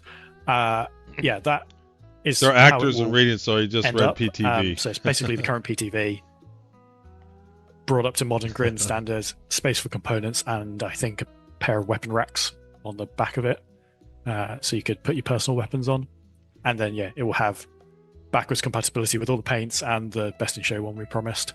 Yeah, and I thought, as we normally do with ships, I expect there'll be new paints for it as well. Yeah. I'm not ignoring your drone questions. There's a section the drones just have nothing to do with the vehicle content team at all in any way, shape, or form. So we have a section at the end here where we're going to answer a couple of questions that don't have anything to do with this team. And one of those is if a drone is not a vehicle, I guess it's a remote vehicle. I'm sure it's a different game system, but I can see where people think it's vehicle related because it's something that moves. So that's what I was asking about time for. Are we done with concept ships? Have we done a concept ship this year? We haven't. Not done one this year. No, we're not going to do one this year unless something manic happens in the next few months. But I was going to say, we've only got 4 months. We can't whip up a new concept that fast. So no, this 2025 will end up. Yeah, 2025 will end up being our first year without a single concept ship. Yeah. It's something we've talked about, I think, loosely on various shows that we ultimately want to move away from concept ships entirely and just go straight to here's the thing. Just to be clear, we'll still be concepting ships. We just won't be showing. Yeah, they're just not going to be selling them and we won't be releasing them as concepts. We're trying really hard. We made a big Sorry effort. to the concept artists watching this who are now on the floor. Yes, they're still an absolutely essential part of the process. It's just that we made this initiative last year. And really, that's the right thing to do. Try to make everything flight ready, just to move to flight ready. And we did. Last year, I think we only had 2 concept promotions last year, I think. It's taken us a while. Yeah, Ironclad and... Technically, the Starlancer attack variant was... Yeah. Yeah, I don't know. They said they were going to start they're going to start looking at the end of next year. Concepts like this, but we're trying really hard, and this year we've succeeded. That said, as I'm thinking about it right now, if you go all the way back to our like original crowdfunding campaign, I'm talking about the original stretch goals, I think we're still on the hook for a battle cruiser at some point, which will undoubtedly be the biggest ship in the game. Are we still going to do that? Yeah, it's looking really cool with the program. What, Dora? What was this? Something important here? Original stretch goals. I think we're still on the hook for a battle cruiser at some point, which will undoubtedly be the biggest ship in the game. Are we still going to do that? Yeah, it's looking really cool. Yeah, I know. This one dog barks at everything. So the question is, yeah, ironclad and Tech concepts, ships concept on the floor. Yes, this initiative last year to really try to make everything flight ready, just to move to flight ready, and we did. Last year, I think we only had 2 concept promotions last year. I think it's taken so well. Yeah, ironclad and technically the Starlancer attack variant was concept and stuff like this, but we're trying really hard, and this year we've succeeded. That said, as I'm thinking about it right now, if you go all the way back to our like original crowdfunding campaign, I'm talking about the original stretch goals, I think we're still on the hook for a battle cruiser at some point, which will undoubtedly be the biggest ship in the game. So I thought the Bengal was the biggest ship in the game. So there's going to be a ship bigger than the Bengal? Is that what he said?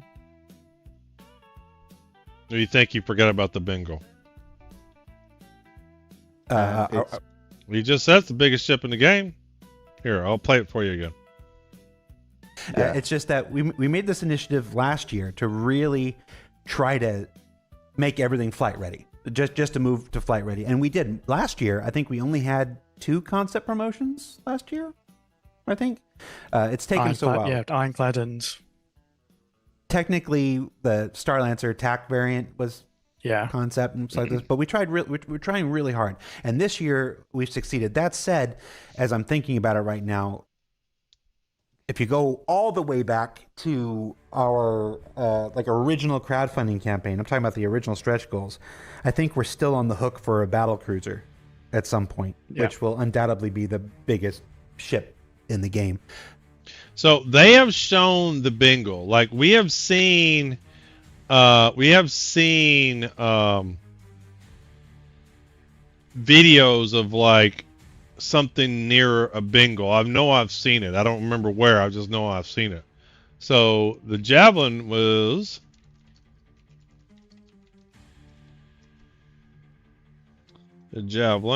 is how long is he? He's 480 meters long. And to give you a sense of this, how big that is, the Idris. It doesn't matter which one. They're the same size. The Idris is 243 meters long. So the Javelin is nearly almost twice as... Saw a video the other day of the... Yeah, it's huge. And these are just estimates, but they're not far off. The Bengal is 990 meters long. No, I thought... No, you can craft a Bengal.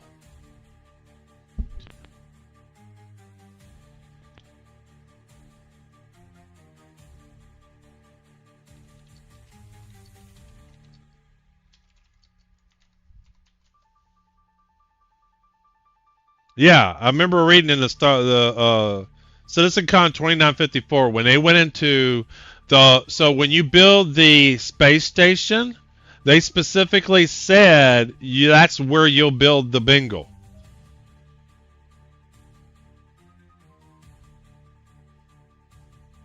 The retribution's 2,789 meters long. Wow. So I can't remember where it was, but I'm 85% sure they said at CitizenCon last year that that's where you build the Bengal. So this battle cruiser is going to be even bigger than the Bengal.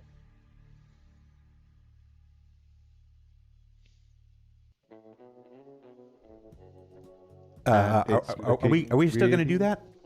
Yeah, it's looking really cool with the progress we've made on it so far. So I think the battle cruiser, you know, on paper it's a big old ship, and you know we are.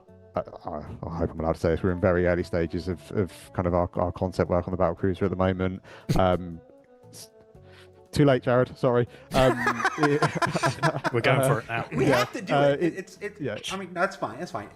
It's not coming this year. It's not coming anytime soon. Okay, so just don't want to get anybody's hopes up or anything. It's one of it's a big ship. It needs a bunch of concept to get it right. Super happy with where it's going so far. I think it allows us to take a lot of the things that we've learned on our existing kind of ships and our larger ships and kind of wrap them into a big powerhouse and deliver something that we're kind of like we're super excited about. Not just in terms of like firepower, but what we can deliver from a ship this size with everything that we know now. So yeah, it's you have right. Unlike any of our existing capital ships, I think it's gonna be pretty cool. Or it will be because you're still working on it. Yeah. Just I backdoored into. Oh, it'll be insane. It'll be huge. It's just Gherkin. The cruise size for it will be incredible. Trying really hard not to do concept ships anymore. 2025 looks like it's going to be.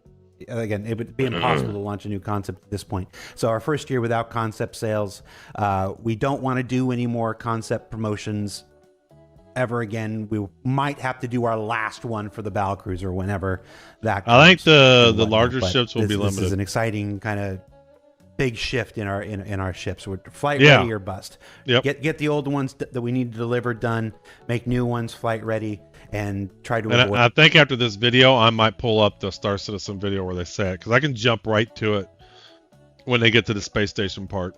Concept promotions whenever possible, but realistically, if a battle cruiser is as big as you're going to say, no, it's the Bengal. They say the Bengal as a concept at some point, but we'll let future us. Like I said, we'll pull that clip up.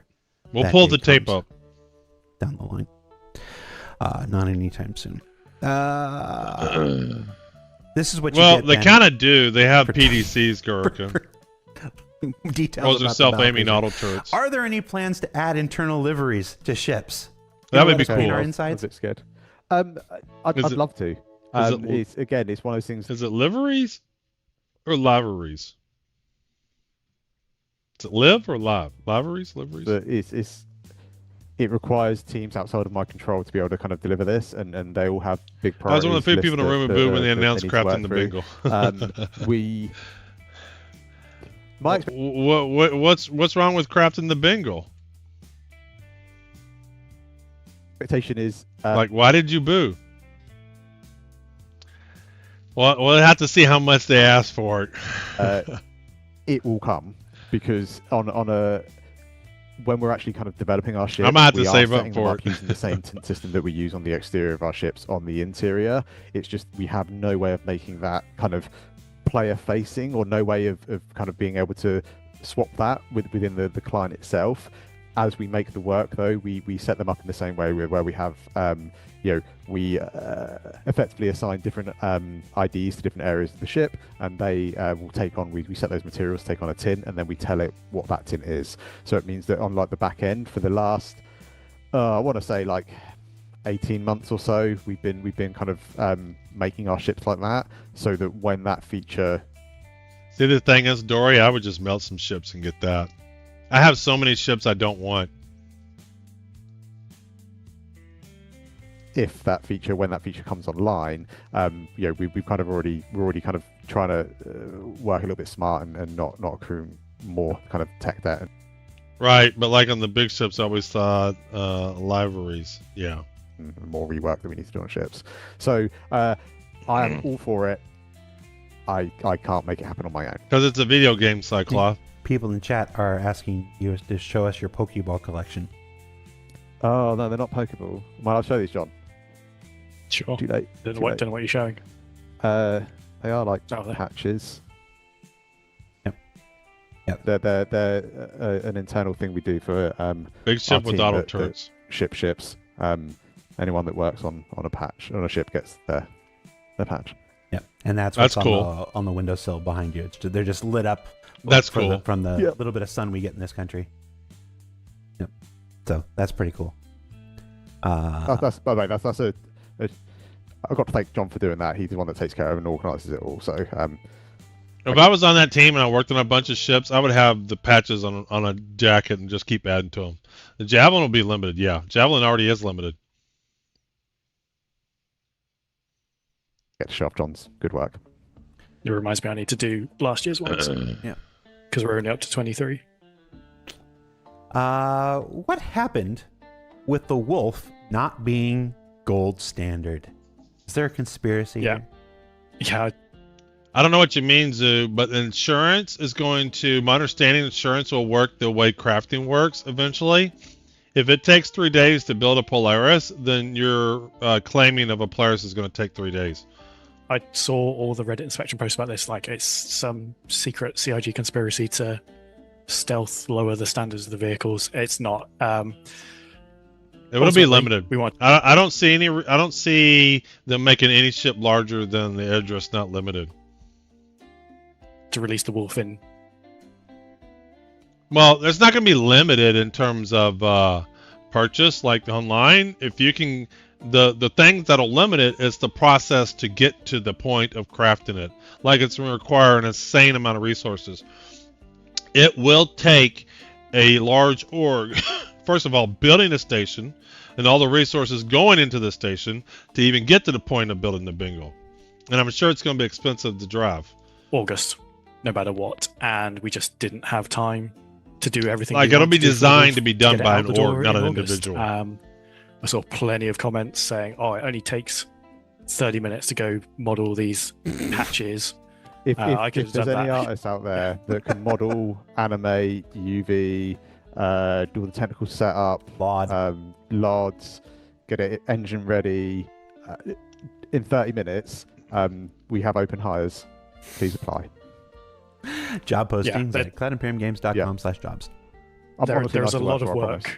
work beyond the actual physical modeling, and some of it has to be done sequentially as well, rather than work in parallel. In that,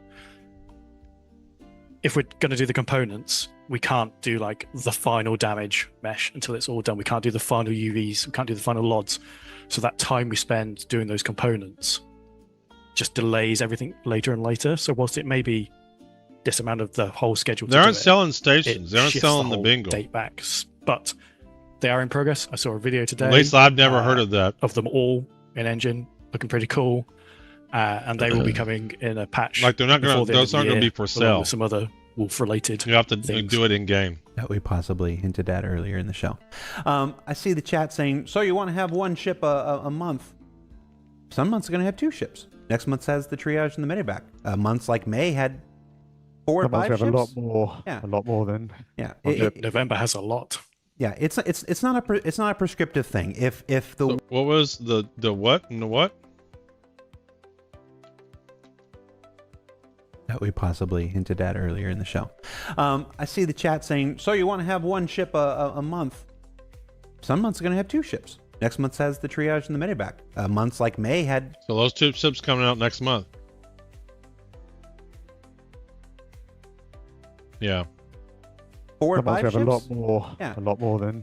Yeah, November has a lot.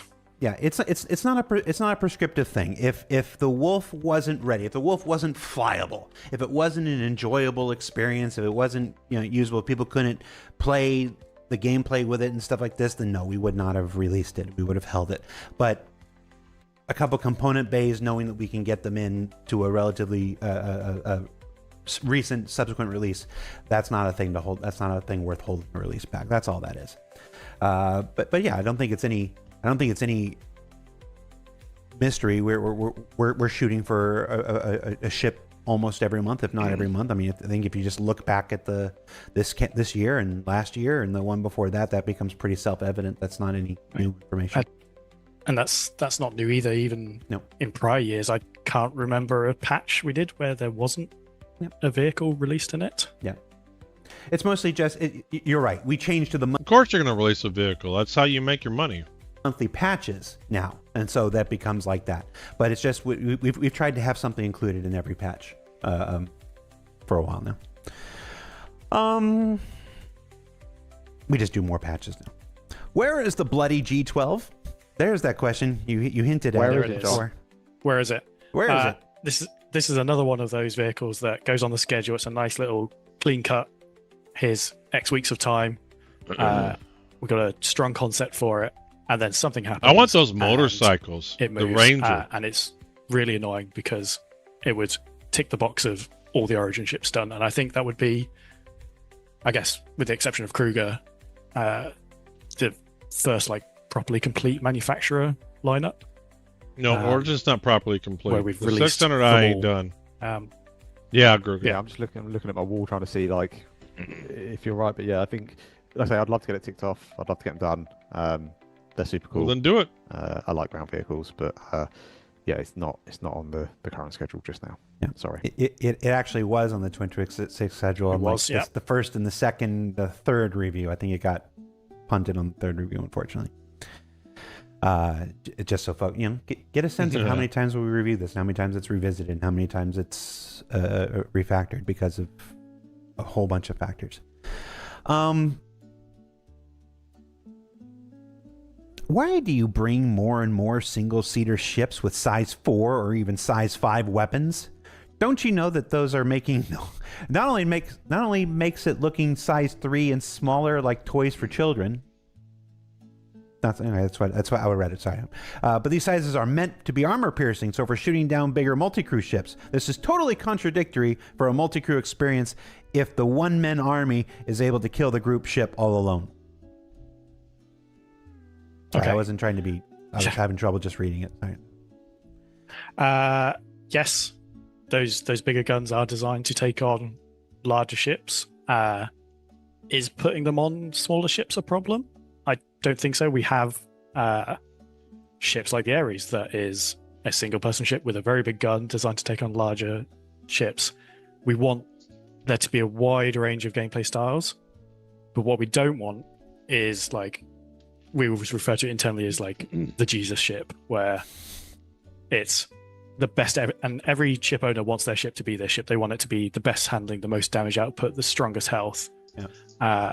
But whacking a pair of great big guns on a ship doesn't make it instantly better than another ship, because we balance it alongside, not mentioning any ships in particular, we balance that alongside the handling and the armor. Brains failing. So yeah, the Meteor, which I'm guessing is probably the source of this question. I remember. Yes, I remember for the week before it released, everybody was on fire because it was supposed to be the most OP ship in the world and was going to destroy everything. And then people got their hands on it and they're like, "Oh, I guess not." Yeah. Like I say, it's balanced around what it has. It has those big guns. They're tuned in a way that makes them not particularly effective against light fighters and small, fast-moving stuff, but better against larger ones. It doesn't have the shield and health to take hits. Its handling is great in a straight line, but not angular. And we have all these different options for if you want to play a certain way. There's a ship for that, but there's not A beats B, C beats Exactly, A, Dory. It's like everybody keeps in every talking single about, category. wait till armor, wait till And armor. I think from my side of things, I think hopefully we're building a universe that has space for all sorts of different ships, and be it little single seaters with big weapons, or be it big haulers and cargo stuff with no weapons, and I think we're building a pretty wide-reaching game, or at least I hope we are. And I think as long as it doesn't break kind of player immersion, as long as it doesn't kind of break the enjoyment, I think there's a massive amount of space for a variety of ships, and as long as they're all balanced, which, as John says, there's loads of different levers and strings that the clever people can kind of pull to make sure that the ships kind of work with each other and we're not making something that's really overpowered. But purely from a visual kind of side of things, I think as long as it's believable, I think there's room for all sorts of fun stuff. At least I hope there is. Yeah. I'm not sure how much closer you can move your mic, but you're getting quieter again. Am I getting quiet again? Sorry. Yeah. Do I need to start?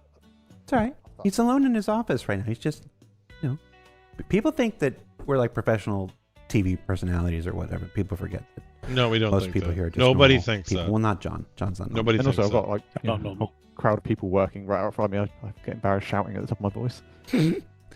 Shoutcasting episode. I did. I took my one swing at shoutcasting at the anniversary live stream that nobody talks about. We know it. Never again. Oh, that's the wrong camera. Gaming Llama Space. Hey, has Jeff Polio. Space in the chat Space Polio. asks, will we get more Star Kitten paints? Depends whose decision it is. I wanted to see what your answer was. So, Is It's Star not Kitten as simple. totally It's a Hello not as Kitty simple as you ripoff? think. we will, because they're very popular. Would I like to see another Star Kitten paint, or would I like to see something that is equally as fun, that is slightly different? I'd probably take something equally as fun that is slightly different, but I know there is a lot of love for the Star Kitten. I think for me, it's why. Like, I don't want to put out a new ship that's just got a Star Kitten paint for the sake of putting out a Star Kitten paint. Now, if we have something in game, we have an event in game or an experience in game that Wouldn't is it be themed funny if the around best that, in then slot absolutely we do paints loads was of a ships Star Kitten around it, paint? or if we've got some story arc or some mission where the person at the end of it's a massive The Polaris Star with the Kitten Star collector, Kitten and paint. you get one as a reward. I don't know. I'm winging it on the spot here. Yes, it's just I'm not really willing to just kind of like make one for the sake of making one. I'd rather it have an idea behind it and not just be like, oh yeah, it's going to do well. We just made one. Phoenix in the chat says no one cares about paint questions. I hope you see the reaction in chat, Phoenix, and folks can show them. If we themed IE around Star Kitten 1 year, Don't. Okay, No. This sorry. F8 No, it's is best. it's, is the this is one of those F8? things. And, I'm no, gonna it's go ahead not. and step on a landmine here. The F8 won last year, A CIG is not. but a it's not in monolith. the final 16 There this are year. roughly 900 or so people here, and there are a lot of opinions. And some people love Star Kitten, and some people who won't be named. They're not in this call, but they don't like Star Kitten, and it's we have to come to a consensus sometimes when we do things like this and stuff like this. It's a forever fight. I've been trying to bring back Star Kitten for a while. Ben has the most measured response to it. He goes, it should be purposeful, and it should speak to the product and stuff like this. Yeah, maybe next and that's time. why Ben is generally Still in no charge of this and I'm parachute. not. Star Kitty I would paint just be missiles putting me out cute loudly kawaii shit flying. on all kinds of random stuff because I just think it's fun, and that's why I don't get to make decisions. But yeah, let us know. A rainbow trail. Go That to would be Spectrum. great. I can Let us get know how behind much you that. want Star Kitten. I don't care. I'm gonna step on it. Show people who don't believe with your voice. Hey, thanks for the that you follow, want Arcadia. Star Kitten stuff, or kawaii stuff, or whatever. Make it happen. I can see we're going into a version 10 of the schedule where we'll be taking a ship off to make a Star Kitten paint Star for every Kitten paint. ship. Yeah. It's just fun. Why do you want anything? It just sounds like it'd be fun. Be fun to ride around. Okay, so at this point, They look we are cool. done with the. Go take it the strictly new vehicle Babbage, content ride it on the questions, streets. And we have a collection, 1, 2, 3, 4 questions that were highly voted in the chat Do that some actually racing. had nothing to do with vehicle content. These were ship-related gameplay feature questions, where other teams work on things. But I thought they were important enough, and so we researched some answers. We went to some folks, and I'm going to ask them here. Ship-to-ship docking. Anything you can tell us? Ship-to-ship docking. Still planned. All the ships Interesting. we build for it follow the metric we set out for it. It's still planned. The small round circular docking collars will extend to the bounding box of each ship, and then the two will join together so you can transfer. Nothing's changed there, but it's not on one of my teams. to deliver that. So I can't talk more. All right. Something I hope you can say some more about. Any update about rearm, repair, and refuel from a hangar inside a capital ship like the Polaris or Yes, please. So this is one I can talk a bit more about. Like, this is on the feature team schedule to be delivered in the near future. I'm not going to give a date, and it's required as part of some other planned content, where we're going to allow ships to land inside, select other ships, and then be able to refuel, rearm, repair on board those parent ships resources inside their cargo grids. So if you've stocked up your ship with RMC and hydrogen fuel, the ship that's landed in will, at this moment in time, it may change when it releases, use the existing mobiGlas repair rearm screen and go, I want to repair rearm, and it will take it from the resources. And I think. Go ahead. Oh, go ahead. I was going to say, I think it's not technically like blocking us from releasing any ships apart from, I think, the Crucible. If there's others, I can't remember them right now. It sounds like it's the Polaris will refuel. Thank you. The the kind of the multiple experience that isn't just focused around. Well, I guess it is still sort of related to combat anyway, but I think it will it will still add a lot of kind of gameplay to some of our larger kind of multi-group ships. Now I do want to clear up stuff, folks, for Kemi. Hey, Kemi, been a while, and folks who are saying Ironclad and Crucible and stuff. No, this is what John said, and I want to reiterate this here. Select hangars of existing ships. This isn't something for new ships, although it is something that will apply and make things like the Crucible and the Vulcan possible down the line. This is making it so, let's just take a ship with a big hangar as an example, like an Idris. If you have extra munitions, you have extra fuel, you have extra repair goop or whatever sitting on your cargo grid, and somebody lands a ship on the same cargo grid, you can reload, rearm, refuel, and everything from that stock. It's not going to be every ship, it's not going to be every hangar, but there will be, like I said, it's on the feature schedule right now, and it's necessary for some of the interesting content that we have scheduled for the next year. So RMC. Know when, but it's on the schedule and being actively working on, and it's needed for some of the goals that the gameplay teams have. So it'll be a really cool thing for ships when it comes. Did I get that right, John? Yes. Okay. Since we have revealed that the Apollo is coming next month, how are drones such as repair and medical coming along? Cool. It's the drones question that chat it's has the been asking drones for. question. So drones are being developed as part of base building. Obviously, the Apollo is coming next month. That so means base building is coming next month. That's not what it means. Or someone in chat says that. Drones will not be releasing as part of the Apollo launch. We'll rip that band-aid off now.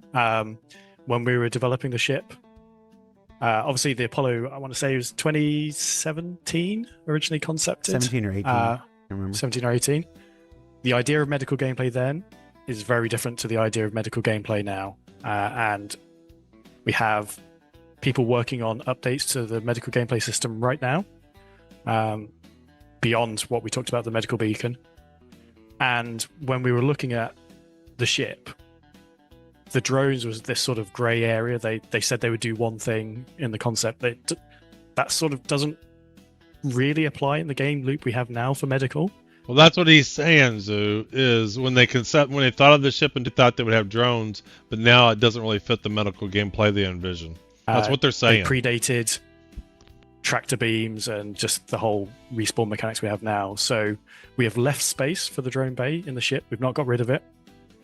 The space is there. It's a valid use case. You have to find a reason why to put them. Exists. Yeah, I can see. But the Apollo will launch next month without drone gameplay. Now, I do want to add that because the Apollo is launching next month without the drone gameplay, we are going to do something else. We mentioned those modular bays the Apollo has. The left and right tier 1 bed, the left and right double tier 2 beds, the left and right 3 tier 3 beds. In the past, when we've added modules to ships like the Retaliator and whatnot, we have sold those modules individually. We are not going to do that with the Apollo.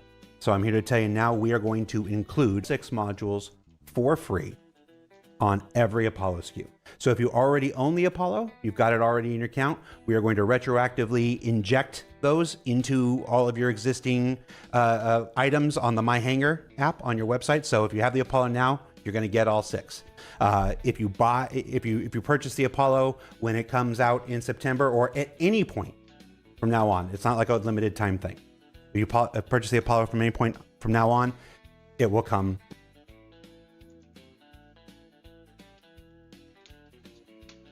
Yeah, I don't know. I mean, there's only one Apollo variant, right?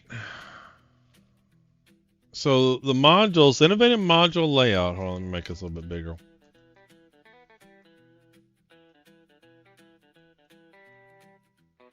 Well, my networking is having a problem.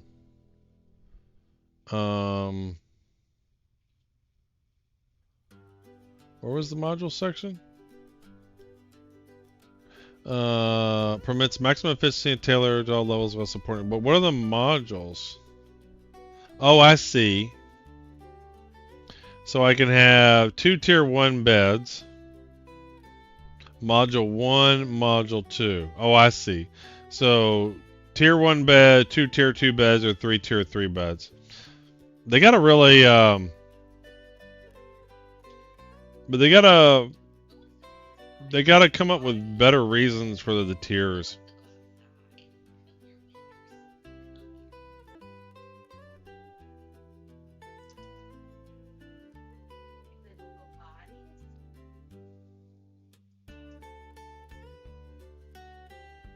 So basically, by modules, you just pick what beds that you want.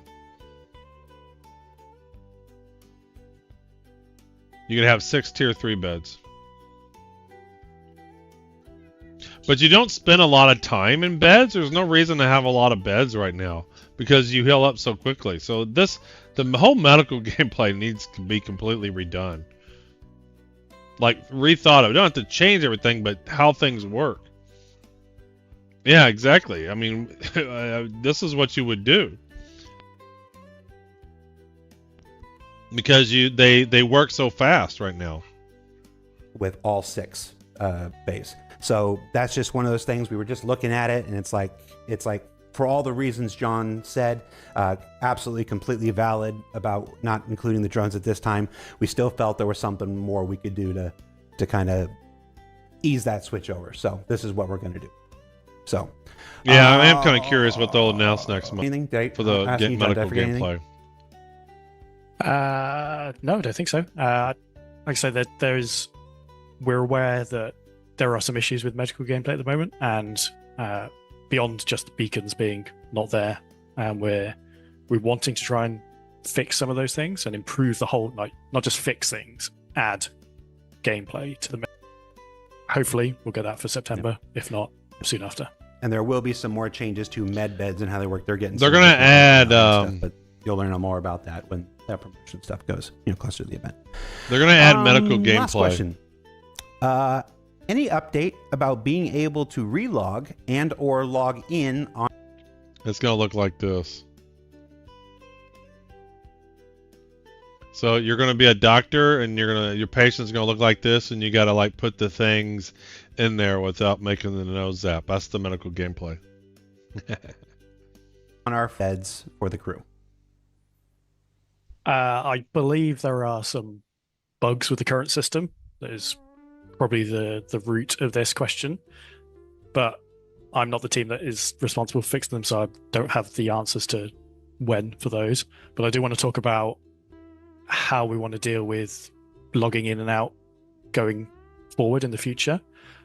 We want, and I think Rich has talked about this before, we don't want to exclusively gate logging in and out of the game purely to ship beds. We want to allow you to do it anywhere, but there's consequences to that. It's just that beds will have bonuses. Like if you log out in your ship bed, it's better than just logging out on the floor somewhere.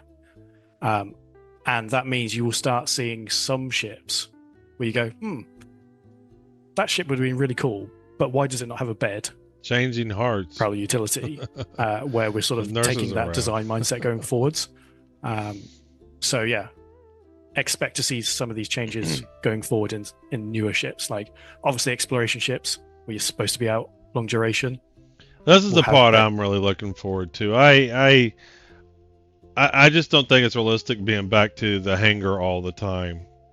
Because you got to separate the real world to the game world. And I'm at a spot. I need to go do something. I got to take a break. I don't want to have to get back to where I was. It's just stupid. And it's not realistic. Sorry, it's not. And everything. But those sort of smaller, short-term ships may not have them anymore. Gotcha. So just want to reiterate here, because again, this is an early design change. It's too early to go into a whole lot of the details and stuff. But the idea here is to eventually move to a system where you can log in and out on your ship, whether you have a bed or not, and then explore what advantages we can add to those ships that do have beds on top of that. Yeah, which we can't talk about now because we're still exploring what those might be. All right, cool. But for people like, oh, my ship doesn't have a bed, I can't log out. Well, that's where we're working towards minimizing the impact of that. John, Sometimes takes Ben, too long. Yeah, I'm sorry, exactly. we went it an does. extra 25 minutes. Absolutely, I attack think I cat. asked you for 10. I went 25. No problem from my side. I'm a piece of crap. We can carry on talking about tints. Yeah, do you want me to go just full deep dive on it? Do some examples live. No, that's probably all right. Guys, thank you so much for taking your time to be here. Obviously, we don't do as many shows as we used to. Part of that is the big change to a monthly content. Part of that is the big change to we haven't released a whole lot of new features, which was mostly what ISC tended to talk about. Part of that was, as you Hey, saw Hudson in, Hawk. 07.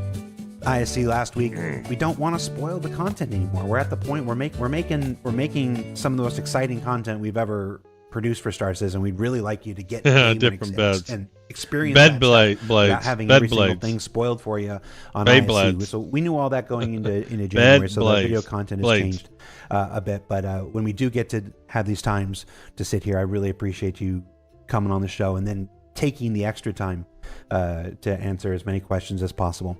And again, a shout out to the community on this one. I think I did at the beginning that the questions this week were excellent in general. There were a lot of things that we wanted to talk about. So thank you so much for doing your part. That said, there will be no show next week or the week after. We're in heavy swing for CitizenCon Direct production. So it's why we're here in my office on Zoom right now. We're filming. CitizenCon is only 2 hours long this year, right? It's going to be like disappointing. Bed stores and all the games, stories, mattress firms, and stuff that you'll see on October 10th. Remember, that is a smaller, approximately 2-hour show. That's good. So it's going to be that way just more sounds focused incredibly and small. direct, for lack of a better word. I almost use the words bespoke than traditional Citizen Cons. So it'll be a different experience. But remember, there are also watch parties. There's a bunch all over the world, including 9 that we're specifically sending CIG staff in development to. I believe John and Ben are both going to one, but we won't say which one right now. Nice, nice and friendly. But yeah, so you can check that stuff out on the website if you want to attend those. But again, if you can find a local one, even though we're not attending, it will be a really cool experience. And at 2 hours, it won't hurt your butt on a bar stool, we hope. John, Ben, thank you so much. I think we got a lot of good information this week. And yeah, thank you guys for watching, and see you next week. Or not next week. Josh. I just said I won't see you next week. So yeah, that was Let's look at the unfortunate Carrick again. that was a good How inappropriate. that was a good Star Citizen Live. The last week was so disappointing. After storage and tools are out, the community will make the next bigger than Fortnite to satisfy quick match needs. Yeah. That was a good Star Citizen Live. I'm go ahead and just kind of wrap up here. My internet seems to be a little bit flaky, or something's going on both the YouTube and